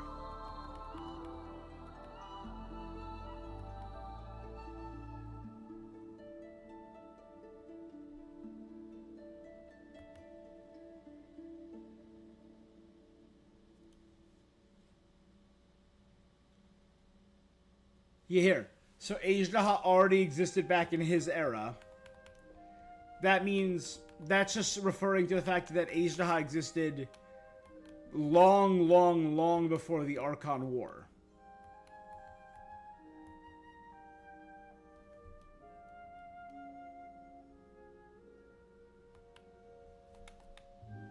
Right here.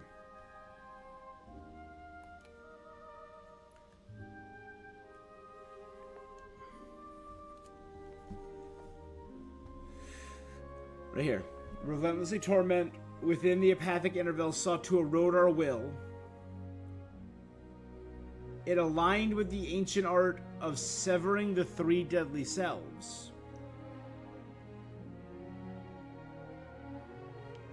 Even if that tiny creative spark fades, a single good idea will suffice to bring it back.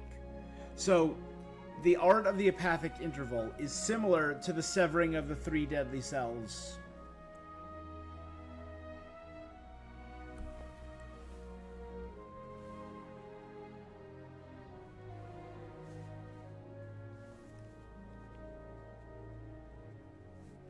Okay, that's interesting.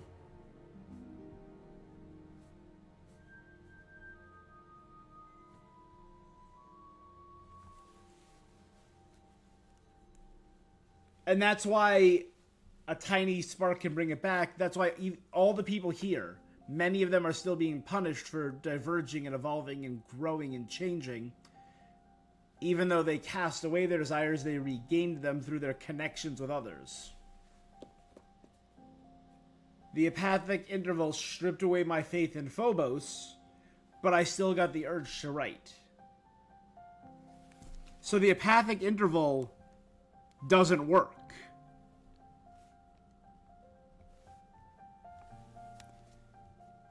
Because people crave change and growth.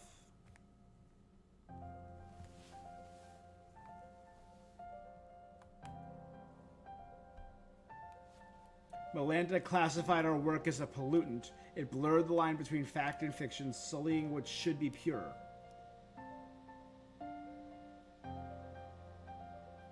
Having our story shelved alongside historical works and academic papers, his principles are one thing, the stuff you write is another. And again, I find it interesting that Yu Huangui brings up the 5 Yaksha. Right? The Vigilant Yaksha. They were illuminated beasts. They were around before the Archon War. So maybe he knew it, but I guess... She said Vitris was her favorite. Bosatius was the leader. We all love Aladdis because it's our boy Zhao.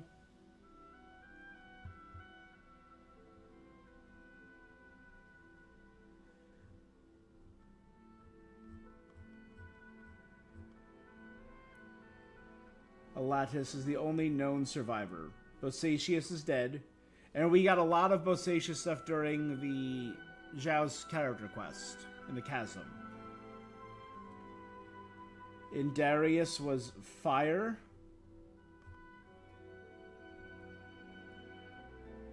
General Fire Rat.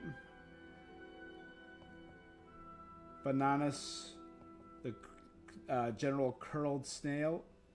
And Menogius, who's the one that we have the float of from Lantern Rite, aka General Capasas.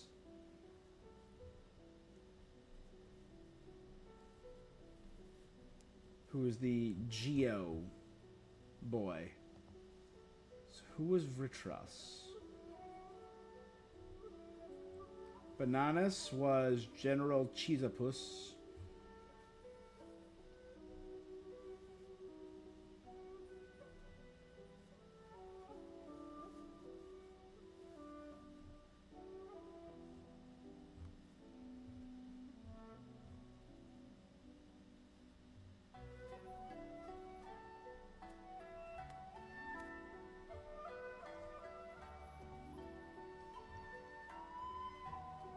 Darius was General Musatus.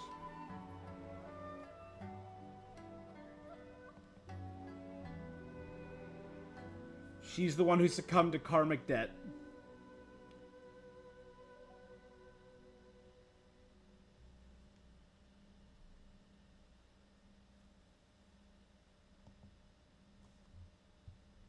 So is Vitris Boasius? The 4-armed lightning guy? Yeah. Oh no, he was in the World Quest. The very good World Quest, not Zhao's story. Okay, so he likes Vitris. Okay, so Hilda liked Vitris.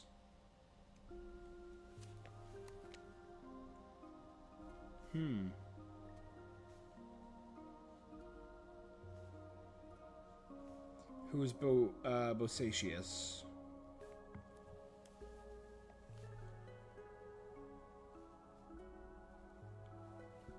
And Zeitland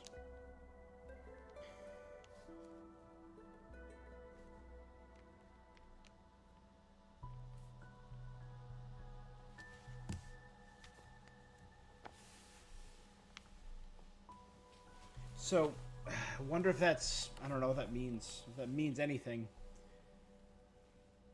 She wrote that the air was fresh, the sanatorium, blah, blah, blah. The sanatorium... She said she sat in the sanatorium graveyard, read epitaphs, wanted to know the stories of those who never returned home.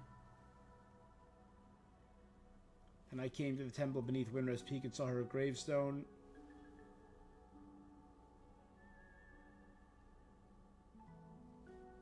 This is after we found her letters. Letter half of life, nothing but a series of farewells. It's like writing in the sand.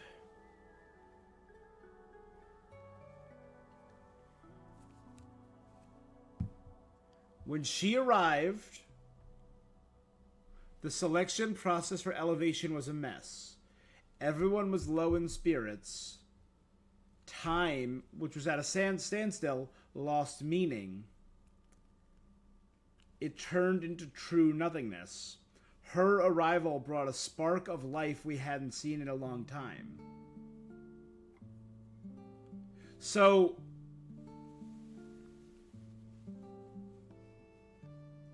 was this place truly terrible before Nihilida fell and sent Raunhilda there, skipping the same way he did with Zeitland, skipping the apathic interval so she could re-spark the people there? Huh. So did Nihilita use Raunhilda to reignite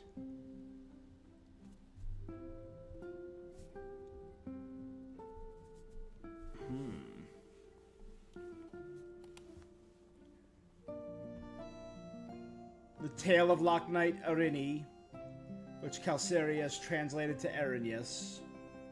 More of a rewrite. So I'll remember that Arrhenius is Arini. Historia spoke highly of it after his read. He said it captured the precise moment when realism collapsed into nominalism.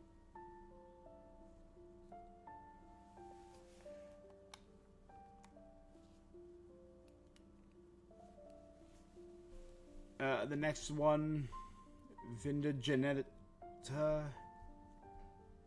di Uxula Brogi. AKA Vindia, Madam Snow Winged Goose. Vinda Geneta, what kind of name is that?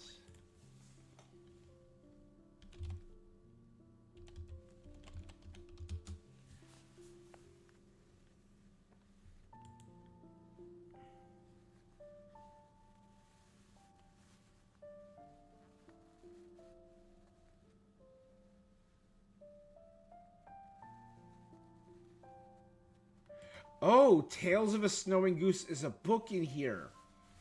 Alright, you know what? We'll reread The Snow-Winged Goose.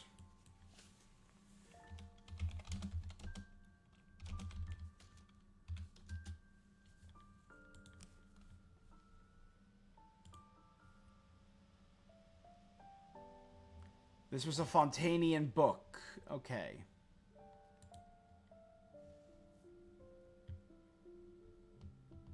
Oh, it's the original story of Pears.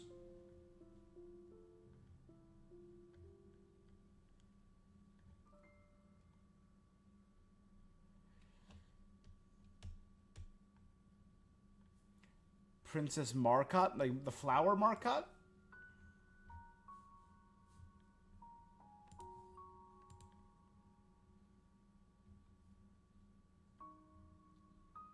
Mr. Fox and the Clockwork Guardian.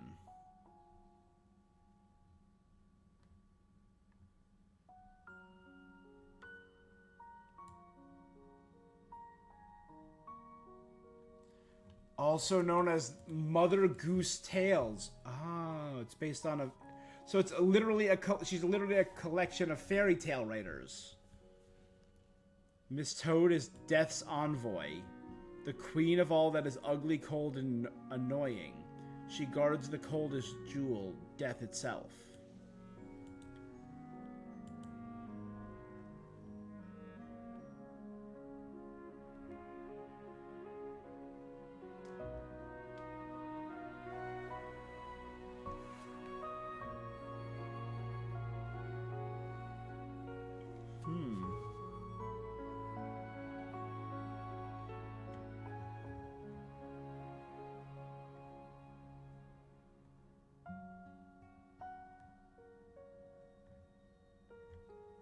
Alright, well that's interesting.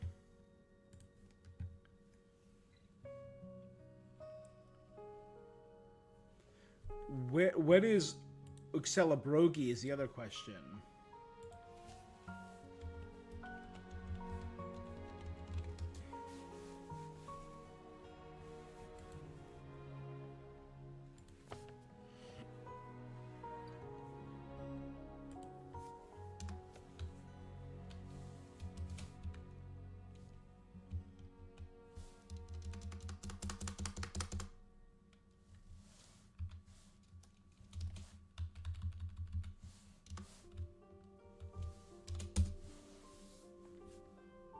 Literally, the only references are to her.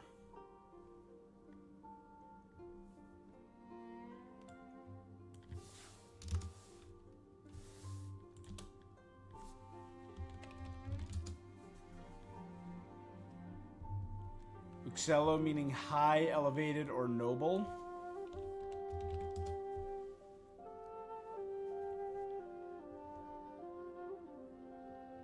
Brogi is an Italian surname.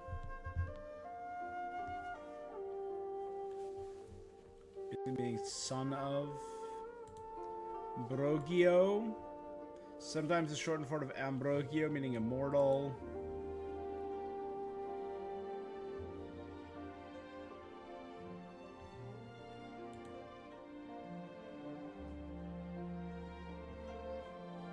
Uxelladuna meaning a high fort.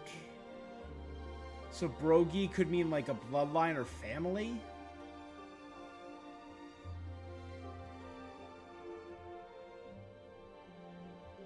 Okay. So Uxello means high / noble.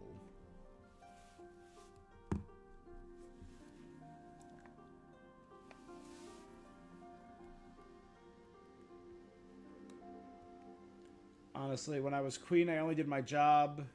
Whether it was surrendering to the Remurians or the High King of Aramorica, those decisions were made by the Regency elders. So she was around in the time of the Remurians and the war where Loch Knight Aranis... And that's actually our first...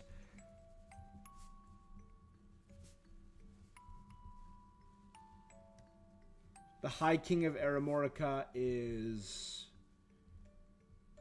Aragenth.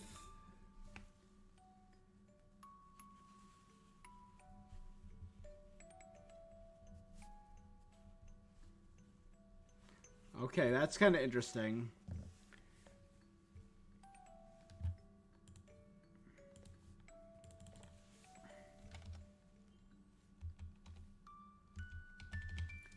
Aragenth.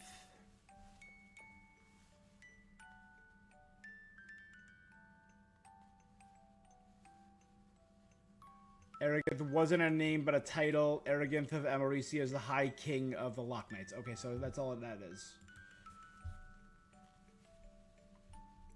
So that's a title. When Great Ways.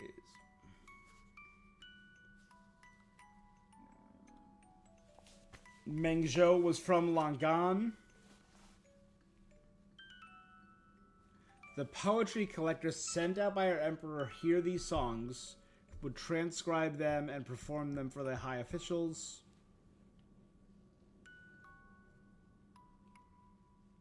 Perhaps some fool thought preserving civilization and history was an achievement.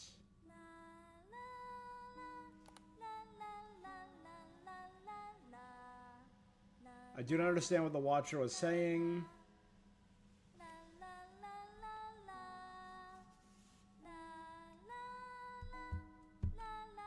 highest point is the Atrium of Suchness.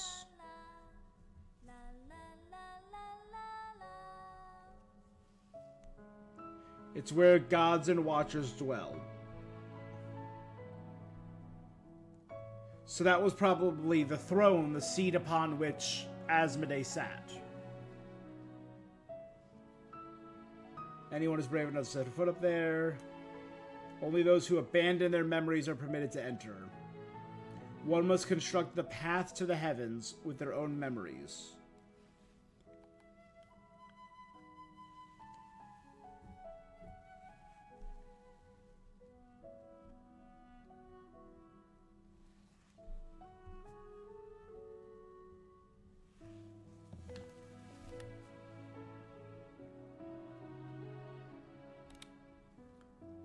Are the gods that horrid? Kinda.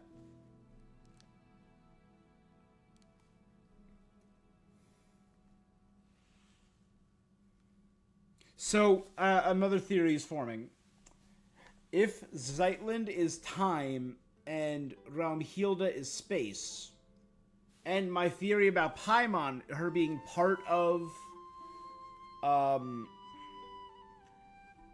fraction of Asmodee is true, could these be a fraction of Easteroth and Asmodee? Literal sisters searching for each other?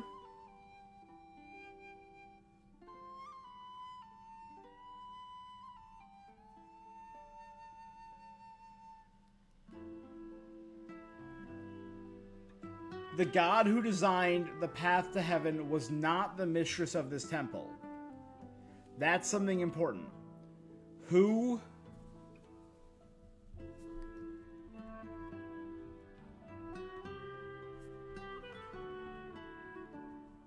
So was it one of her siblings? Or was it the Heavenly Principles? If you want to leave this place, you cannot take its history, secrets, or knowledge with you.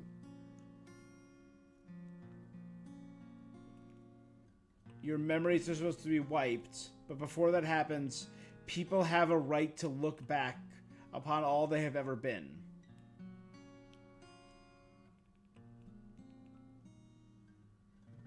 It's like we make a rule saying you can read a book, but you have to chuck it in a fire the second you're done. It all burns to a crisp. You find the book has an epilogue. So you look where you get to look back at all the best parts. And then in the end, nothing's left of the story. Only feelings and impressions. That's a cool metaphor.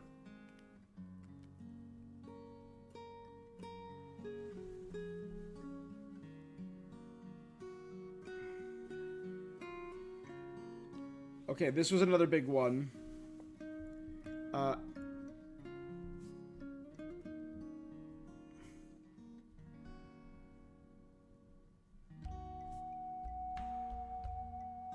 His student was Abrax, aka Abraku, who would go on to live in Enkanomiya.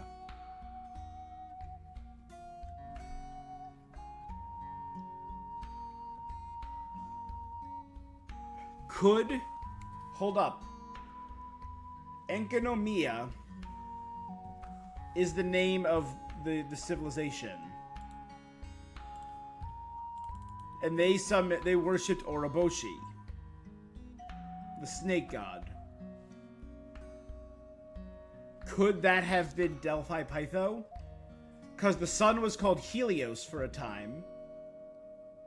And Pytho would be Python, right?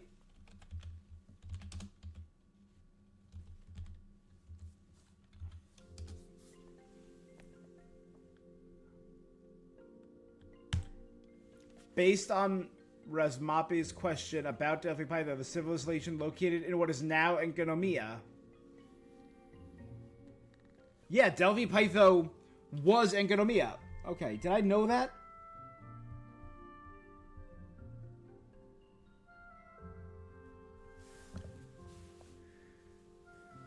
In the ancient name of the serpent's heart was Delphi, the land of snakes. They literally worshipped the snake god. The serpent's heart was once known as Delphi.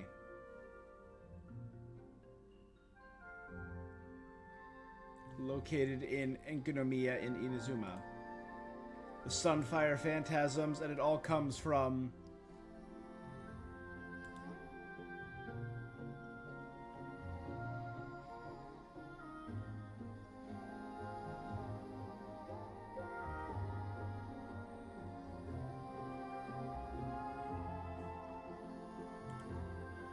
Wild. Alright. No one ever found his name in historical records. We know about him. He literally went to a subterranean city and saved their lives. And accidentally created a cult. And then helped out.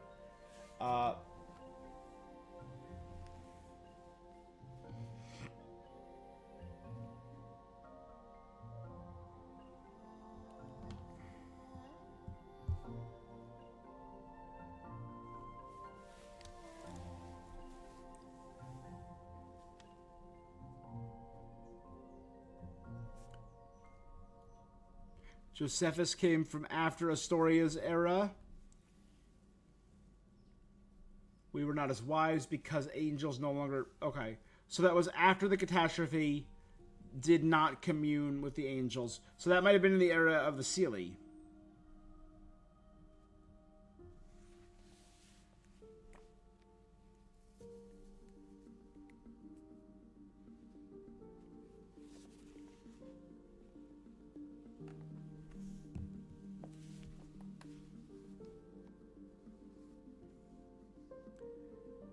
She probably never mentioned her fiance. Again, I find this interesting too. So who was Romhilda's fiance?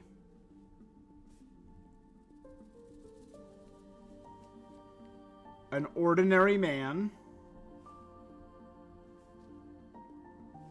with a hereditary illness.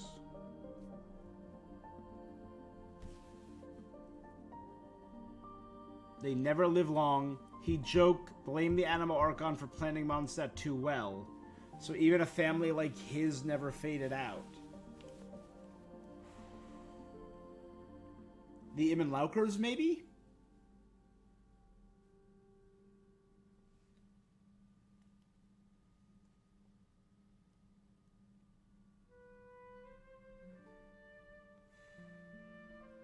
One day he said he was going to save the world.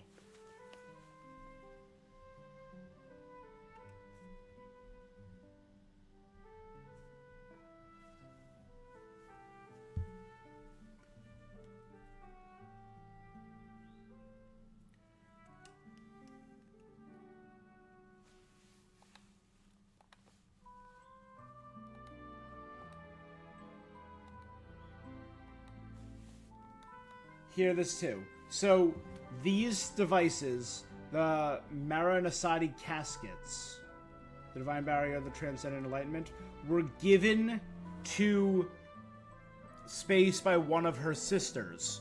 I'm assuming with the name Maranasati casket, they were given by Renova. That could also probably explain the color.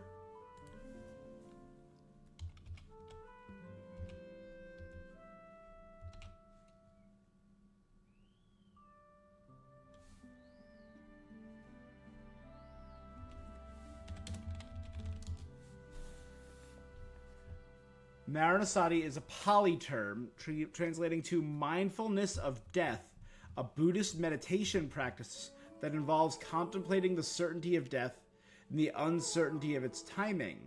It's not morbid, but a tool to cultivate spiritual urgency and reduce attachment and encourage living in a present, purposeful life. Okay.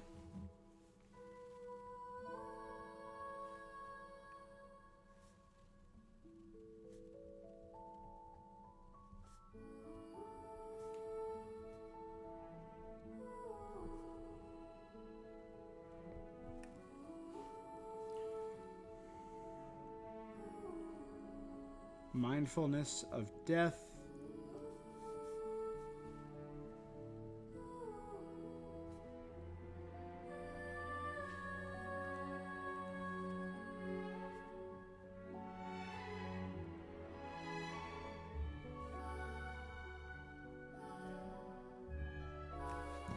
Perfect.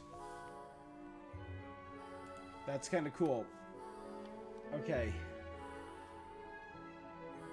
We've all been cast into the apathic interval.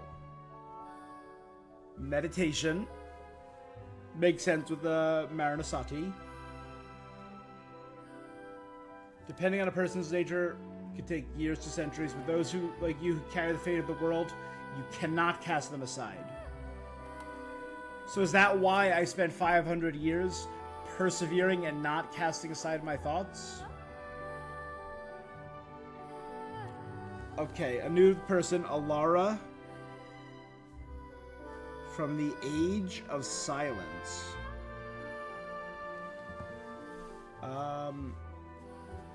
So he's an ascetic, a monk from the Age of Silence. Cultivating a mind without thought leads one to reincarnate in the unthinking heaven of evil.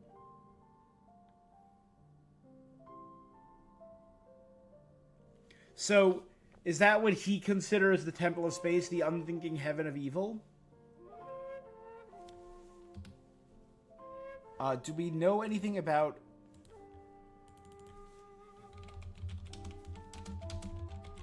Age of Silence?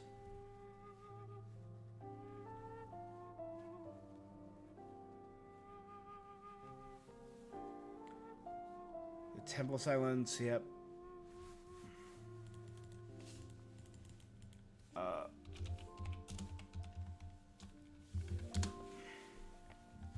Turkish name meaning water fairy.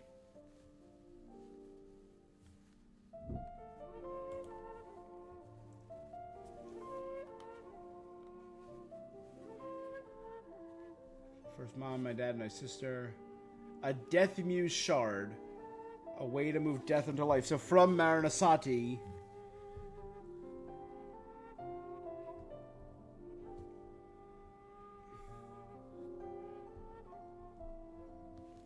That kind of lends with reincarnation, right?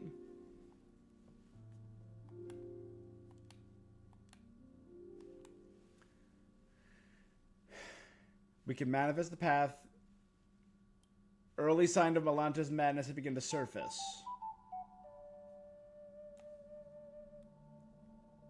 We are not machines. Lives that stretch on without end. She heard of Melanta's increasing unreasonable tyranny, saw that many souls had been cast down by his judgment. I told her to treat everyone here as nothing more than an unpleasant glimpse of paradise.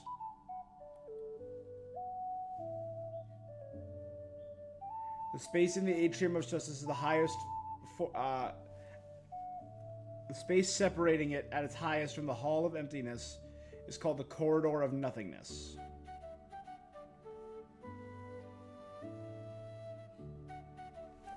So it goes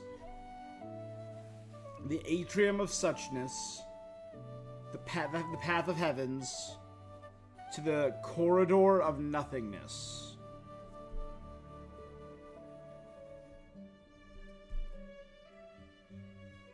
And that below that is the hall of emptiness.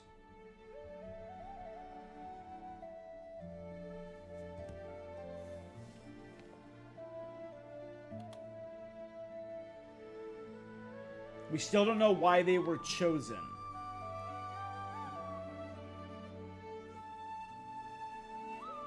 Life begins anew. Your sister hadn't lost everything. She chose to go on living.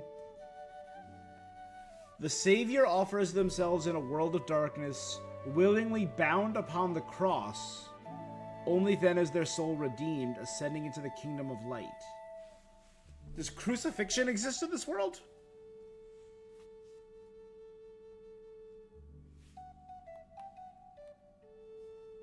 My Creator, my Lord, I have confirmed this. This line is different depending on who you choose. If you choose Ether, this says, my Creator, my Lord, why would you choose her and abandon me? If you choose Lumine, why would you choose him and abandon me? That's why I think part of Asmodee is with our sibling.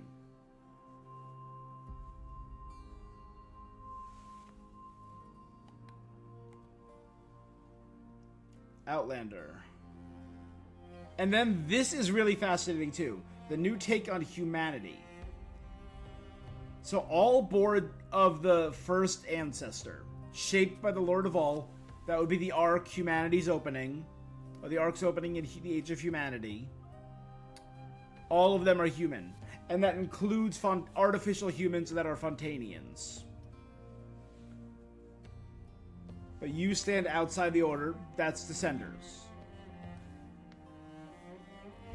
Why did a god take my brother? I cannot answer because I do not comprehend. I once believed it was punishment for transgression, but now there's a deeper meaning. As it is with the heretical myth that light and darkness birthed the primordial human. So the myth of light and darkness making the first human has a purpose behind it, the same way separating the siblings had meaning to Asmodee.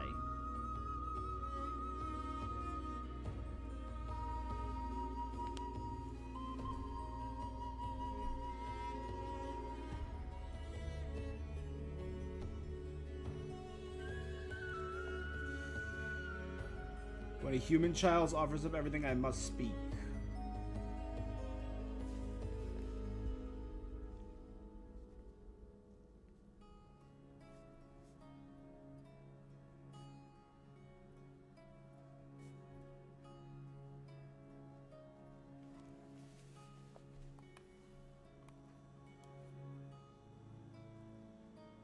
You hear that? You were dragged in. Nihila, the traitor, the fallen one.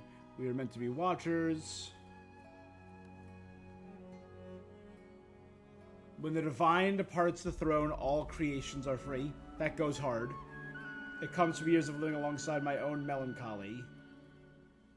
The melancholy feels uncontrollable. It's a physiological illness. Seek help early, get treatment, and cooperate with the ones administering it.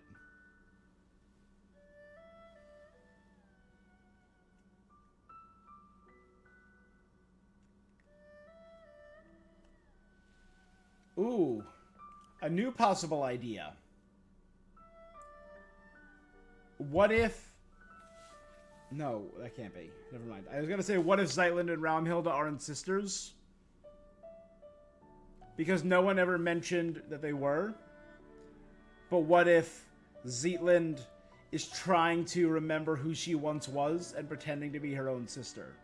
But in the poetry images, we saw them and we've heard them talk, and she has memories of like them growing up. So I feel like that would be weird.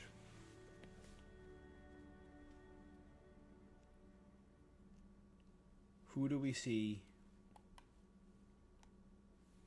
Passing judgment on the painter who defied the laws of space. So the painter still did something. Escher. Escher did something that defiled space. And they severed the path to the corridor of nothingness. So this path was severed by Escher.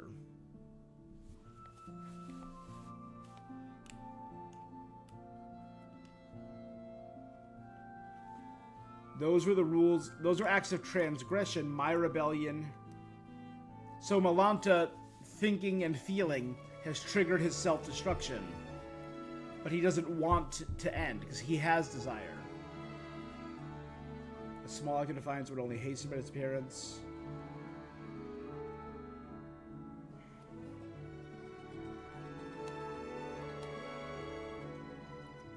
The Watcher referred to... So Watcher is enlightened. Right here. It tells of a god of light who created a body in its own likeness for it to be stolen away by a king of darkness. So, could that be the primordial one releasing humanity, matching its own form? And then stolen away by the king of darkness would be the return of Nibelung, who brought forbidden knowledge and darkness into the world? And thus, within a single body, light and darkness begin to control one another. And so the primordial human bearing both came to possess good and evil. But it could also be the traveler. We are a being of light and dark. I've been hearing this theory for years now that we're going to replace the primordial one as the god of Tevat.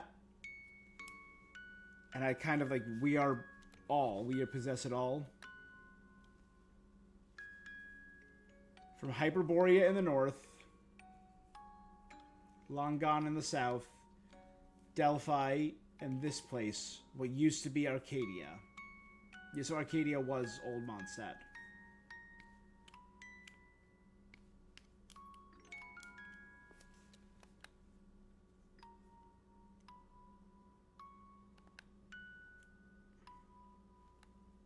This is neither here nor there, but this is just, this being is a seed of Bifrons. A spore. Maha Vasudevaya Potra.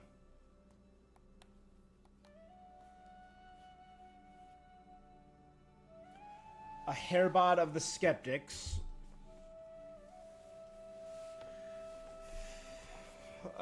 Back then, academia consisted of more than 6 darshans. Under the guidance of my benevolent mentor, the great sage Nagarjuna, our darshan held a modest place. At this time, we believed the world would be divided into 2 poles, light and dark, Kavrena and the Abyss. It was only then the whole of Sumeru, including the forgotten people of the desert, understood that we were always meant to stand as one. Unite now. I merely sought to enlighten them regarding the true enemy, the Abyss. The tribal chiefs puffed with their own might, defamed me as a dangerous schemer, and expelled me. I lost my way in the desert. I heard those tribes were obliterated shortly after the abyssal calamity. They had no idea how fragile their might truly was.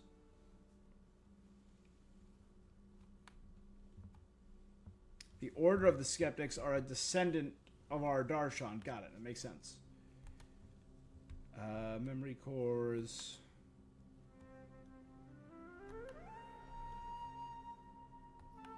The Andromeda Empire, our sibling.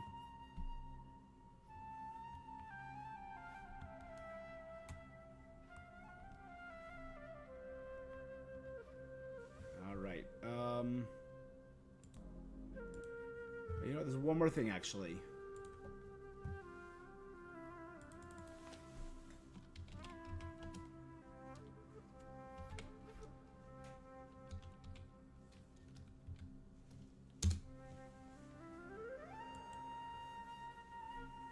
Vera's Melancholy is a book collection found in various places throughout Mondstadt.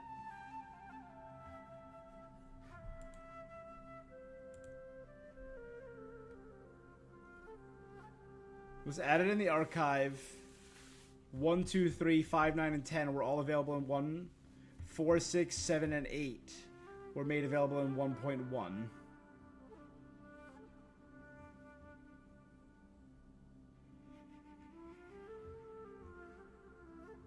And now 11 and 12 have been made available.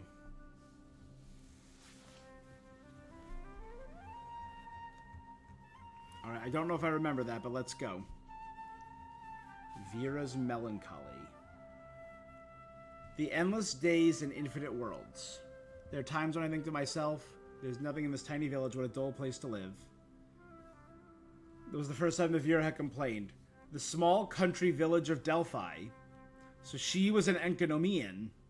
Her frown eased slightly as she lay on a hillside near her village. What in the world could you not consider dull? Her buddy Sachi asked. Vera sat up and leaned forward. I believe on the other side of the starry sea, the Sea of Stars, is a planet inhabited by the gods who can answer... So that would be the light realm, right? Who can answer our prayers. In the world currently in war against Doomsday, where the noble and elegant souls of 14 Valkyries burn bright, if only for a brief but magnificent moment. You've been reading too many of those fantasy novels. The village really is dull. When was the last time anything fun happened here? Novelty and fun aren't the same thing.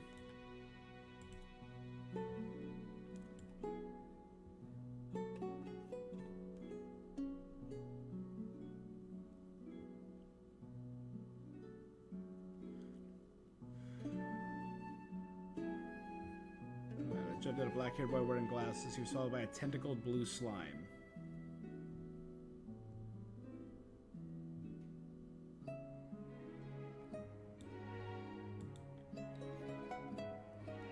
My backyard is slightly bigger than the entire universe.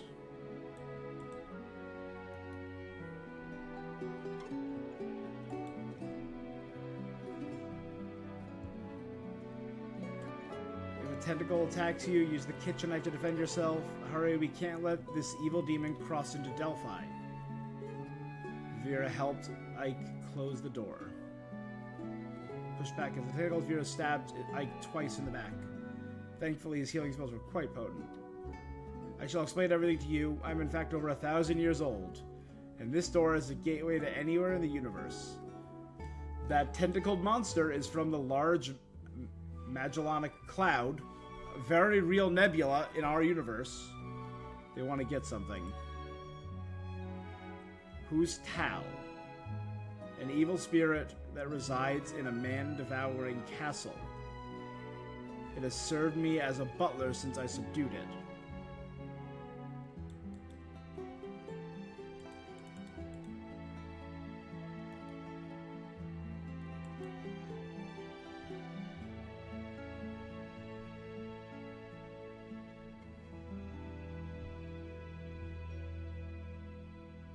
The human spirit is still too mature. I need to guide you through both the wonders of your childhood. You will sing every step of the way on your journey to youth. From the Orion Arm. Yep. The Orion Cygnus Arm of the Milky Way.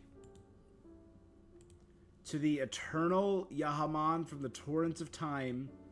To the depths of the starry sea. How far is beyond? The scale of everything. Okay, the Andromeda Empire.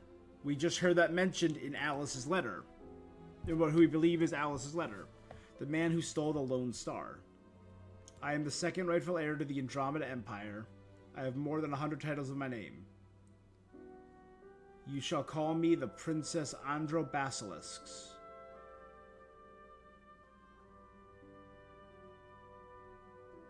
The charming girl crossed her arms, savoring the moment of her entrance and her mind giggling to herself. Her sole reason for gracing Delphi with her presence was to marry Ike.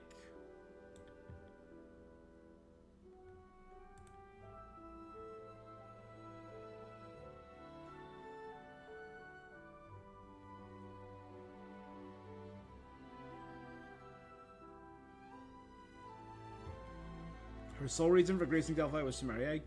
If you, he who conquered a quarter of the universe, marry me, and my safety shall be guaranteed after my elder sister takes the throne.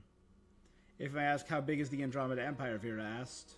I reckon there are more than 9,000 inhabitable planets. With so many stars in your possession, why come to steal my brilliance? So you aren't here to harm Vera?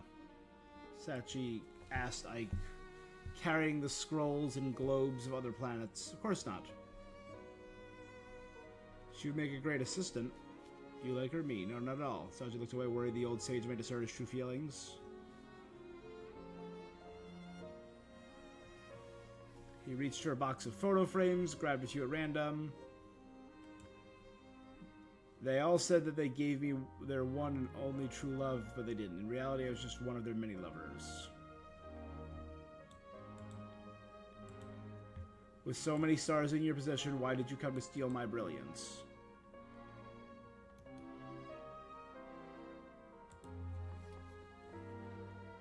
Have you seen the Starry Host? Star-shaped jewels to remember them by. Could the star-shaped jewels be Primogems? I don't know. After all, he was a galactic sage over 1,000 years old. Never cheated, girl. Take note, boys.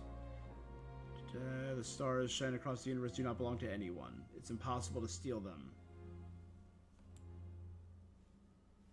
I will serve as a go-between, Sachi said to the princess. I love Vera, I don't. Disgusting, boring, be silent worm, you offense to my ears. I've already acknowledged Vera as my friend. I will not hand it over to a cowardly person like you. It's just a poorly written light novel. Got it. Ike was taking his nap. His servants waged a terrible war. The great wizard had subdued many gods and demons to serve under him. As the most formidable wizard of his day, Ike was in command of gods and demons, more numerous than the entries in a dictionary. Who was the strongest? The gods and demons decided they would fight for themselves. Unfortunately, they seemed to be erroneously regarded as their own through neither gods nor demons. The princess, Sachi, and Vera. Ike only slept for 2 hours. But in that time, 3 stars had been destroyed.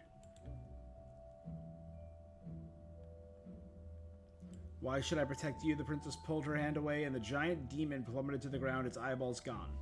The dominant race of the Andromeda Empire may look lovely and sweet, but on their palms grows 2 special mouths, which they use to devour the eyeballs of their lovers and those they vanquish. Oh my god. Are we not friends? Vera wiped the blood off her face and appeared to be hurt by the princess's words. Yes.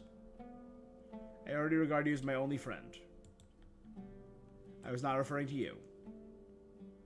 No, Sachi yelled, as the gnarly jaws of a dragon closed around him. Do you surrender to me now? The giant dragon jeered. Surrender, concede, you are worthless. I surrender. Let me go. Why, a lizard of your despicable breed should know better than to utter such foolish words.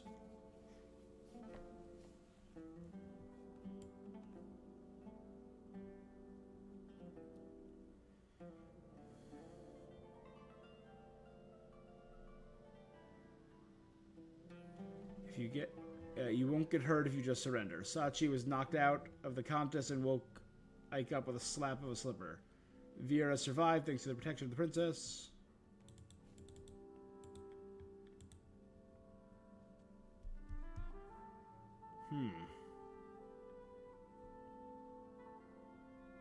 The great king's first messenger, the brave knight Huffman,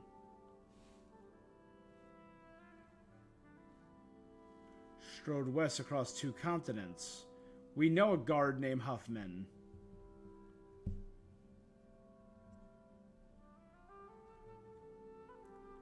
As for the sage, the witch from the east, she passed by her hometown and came by the land of Nether. That's interesting.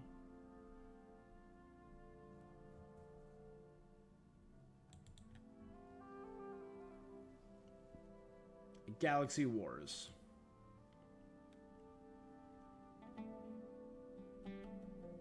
High Saint King Lebanon. The Saint King, the Holy Dragon, the Second Princess.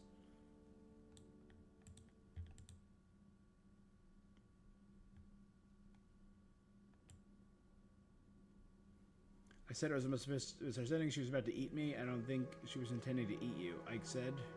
The dominant race of Andromeda Empire have organs that allow them to capture and consume eyeballs. I've seen it before. Kind of like a lamprey. They practice eating eyes has 2 meanings, submission and love. Whatever the case, I don't think the princess really understands the difference. Those who submit to her, those things she conquers, those who love her, they're all the same.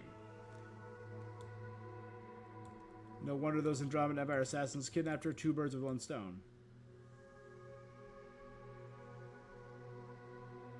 Death awaits in the abyssal ways. As Vera and Sachi grew up, the chemistry between the 4 changed in subtle, inexplicable ways. The 4. So, Vera, Sachi, the princess of the Andromeda galaxy, blah, blah, blah.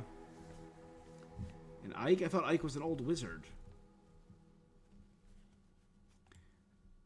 Vera will not cease pursuing you even if you never reciprocate her feelings. So, Vera likes Ike. Sachi likes Vera. The princess likes Sachi and Vera, but is mean to Sachi. Got it. No matter which way you look, being 1,000 years old makes you an elderly person. Then we are well matched in age. The princess chapped when Sachi finally mustered the courage to declare his love.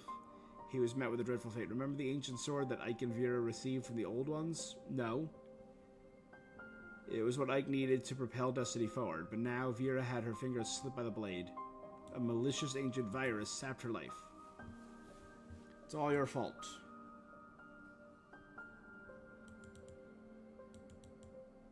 Don't you know how to rewind time? Save Vera, you don't understand. Only the future can save the past, not the other way around. A local myth speaks of a silver age where people enjoyed endless childhood and could last up to 200 years. To others, childhood will be long gone. To be continued in Vera's melancholy, without Vera. So Vera died. Got it.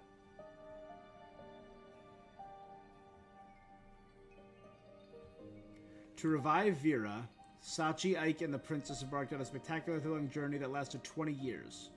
From battling Signor Inferno to slaying the Star Devourer, the trio had even rescued 2 galaxies and the Galaxy Empire.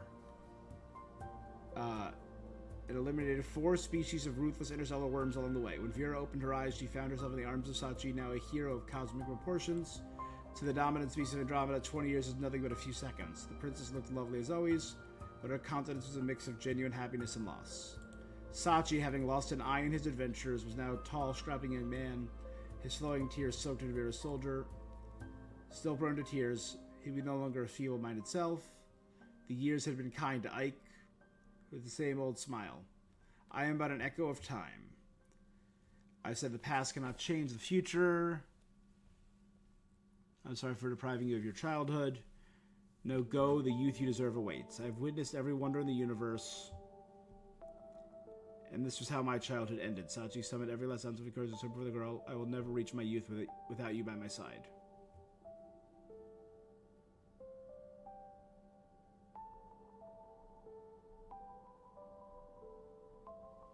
What will her answer be? Editor's note, the author of Melancholy is now living the high life off the royalties from the first 9 volumes. If you see him, help him press the... Okay.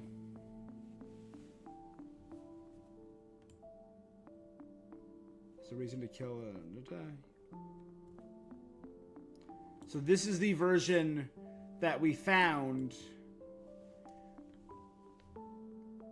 We found the final volume, version 1 and version 2.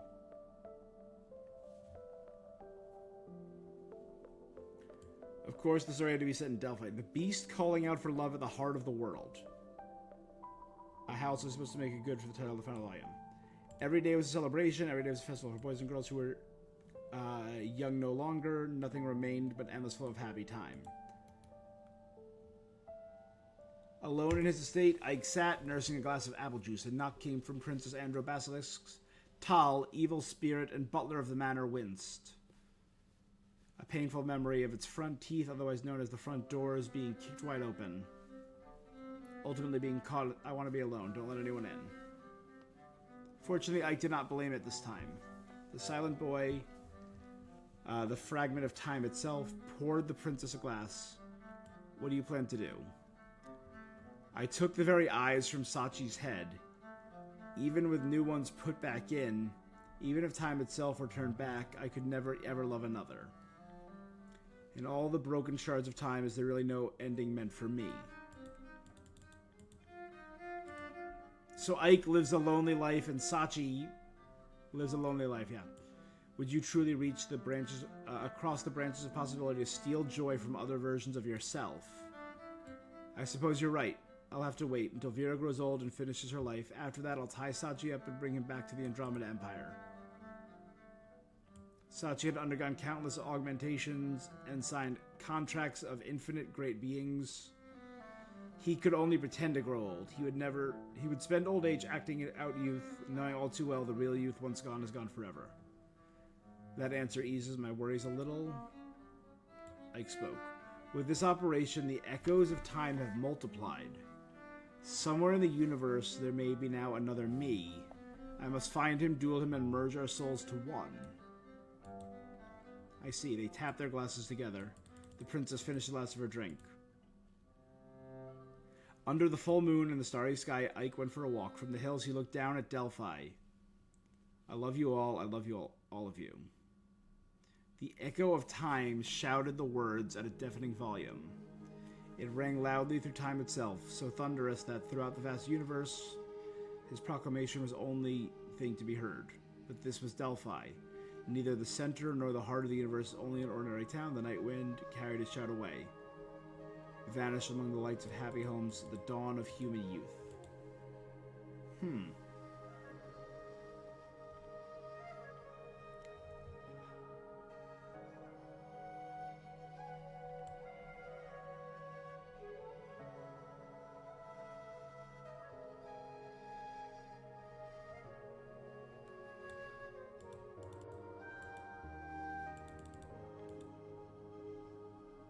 So one of these was the original. The other one was written by Hilda? A plea for love from the heart of the world. It wasn't long before Sachi and Vera were old enough to be engaged. The day of their wedding was already drawing near. But then, like, Ike sought Sachi out with a warning. The universe is on the brink of destruction. We need you. One more adventure, just like the old days. But then Ike saw the engagement ring on his fingers and no, I'd forgotten. You are only a mortal now. He turned, be honest. How much do the odds change without me? I have plenty of familiars now. Your help wouldn't make much of a difference. You still wipe your glasses every time you lie. You're the finest interstellar warrior we've got. Without you, our chances drop by nearly a third. Then count me in. If the universe falls, Delphi, the Virgo Nebula, and Vera too. When did Vera lose her desire for adventure? Perhaps it was the moment what was lost was returned. People say that Delphi is the heart, the center of the world. And people say I love you. But they're just words until they're proven. Someone has to set out alone. Someone has to cross mountains and rivers, sail across oceans, walk through forests, the scorched sands, to see every rose the world has to offer. If after all that they still find their way back to you, only then is it proven that the world is round, that this place is its heart, and that they truly love you. This was written by Hilda. The seasons turned, and the wait became great. Long silence. But Vera lived in that silence, still believing that Sachi was on his way back to her. Since the world had not ended today, it meant that somewhere in the corner of the universe, her friend had succeeded. They must have saved the world after all. I love you all. I love all of you.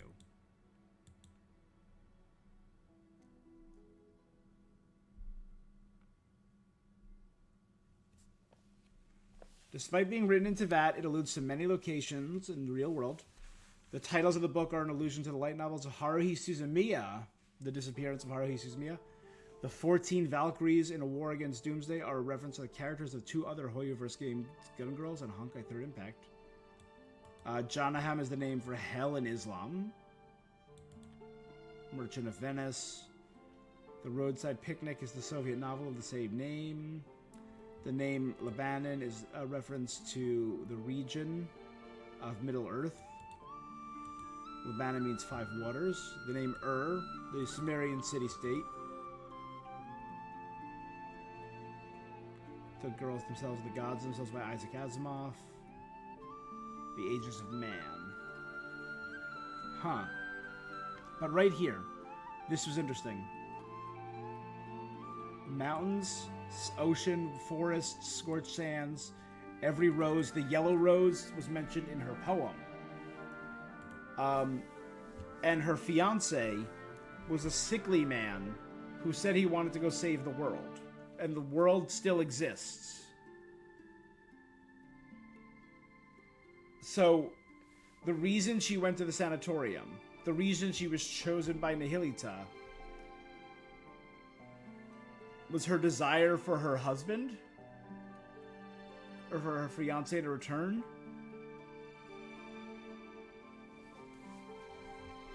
And she saw the story and rewrote the ending? That's interesting.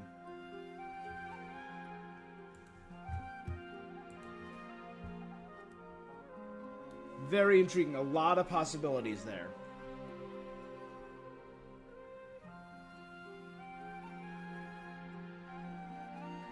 A lot of weird stuff. A lot of possibilities in that lore. Again, that's 1, 2, 3, 4 new pages of lore, and it's like, it's dense. This was a packed world quest. But our big question, though, who the goddamn hell is Escher? Who is Escher?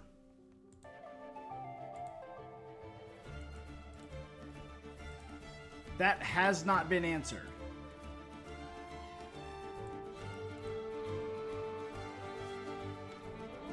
Right?